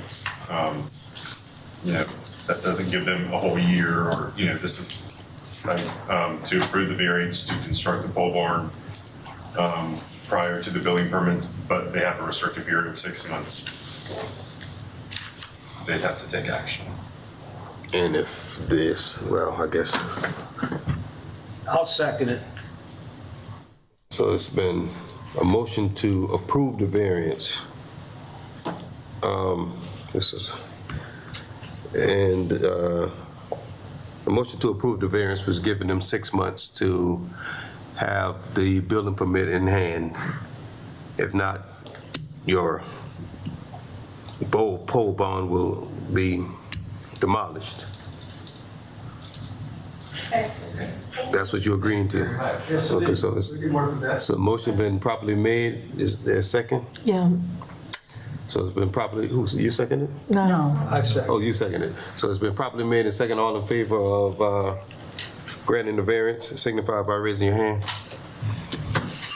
It's been carried. Go ahead. Just ask for one clarification, with building plans as fast as we can, and sometimes the building department itself is a bit overwhelmed and backed up. So if we don't have a permit within 6 months, but we've exhibited good faith efforts that we're pursuing one as rapidly and hardly as we can. That you've submitted. You've submitted it. Submitted it. You submitted it. Submitted it, come back for an extension. Okay. Yeah. Motion is made and it's finished, 6 months. And Hillary will be I'm quite watching. sure Hillary will work with you on that. Probably like this because they're like, all right, we have to have. And then, whether we can get the zoning permit. We already have the zoning permit. Not for the pole barn. we Oh, not. well, you'll get that since they approved you. but- That's what we just did. Yes, ma'am. Thank you very much. Better get busy. All right. Be up late. Item number 26, Anthony Hayward is requesting a special use permit for lodging short-term rental unit.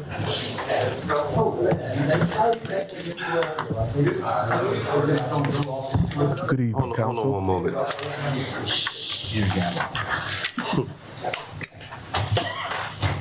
My name is Anthony Hayward.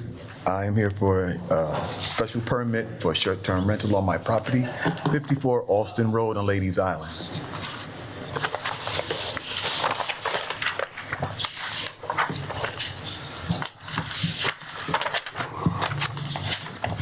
Mr. Hayward, is there any covenant within that area?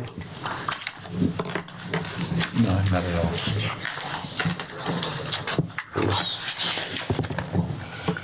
And I'm quite sure you've met all of the requirements for the special use. Who will be managing the property? Are you familiar with Papa Singh Apex Realty. Okay.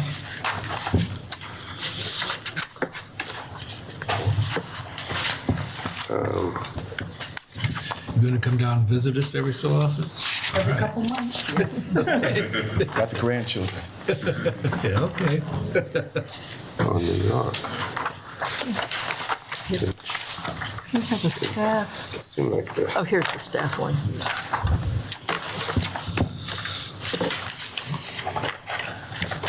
I think you had some concerns on this. There were several letters written to us that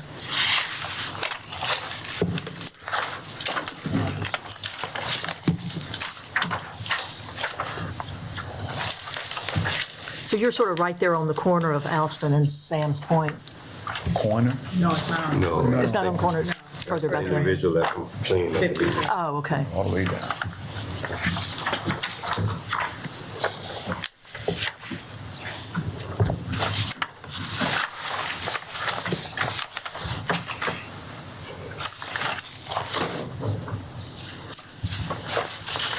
Confused with these pictures. I may not have seen this. How many people do you expect to be there on any given time?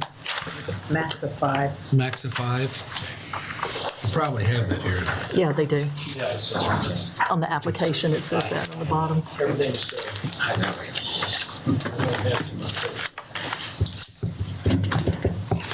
Excuse me, it's just a lot of paperwork before us, and sometimes we don't know which one we grab. It's been a long one. County Horticultural Video. Gotcha.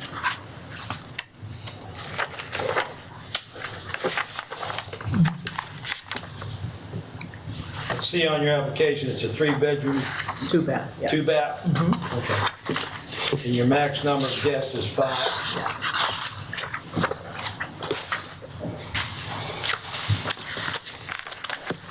Well, is there any more questions? Thank you. Thank you. They recommended approval. All right. Yeah, this is staff, you guys recommended approval for this. I mean, you'd like to say anything? No? Covenants or restrictions, so we're okay. Thank you. Is there any public comment for this item? Can we close public comment? With that being said, we can move forward. I get someone to make a motion. I'll make a motion that we go ahead and approve the short-term rental. I second it. I second it. Motion been made to approve the short-term rental special use permit. It's been properly made and second. All in favor of approving this special use permit signify by raising your hand. It's been carried, so it's been approved. All right, item number. Now we're done. We're done, man. Applicant remove. Okay, yeah. This is done. Any old business? New business? Adjournment. I move we adjourn. Yeah. Second. Properly made and second. All in favor. Okay.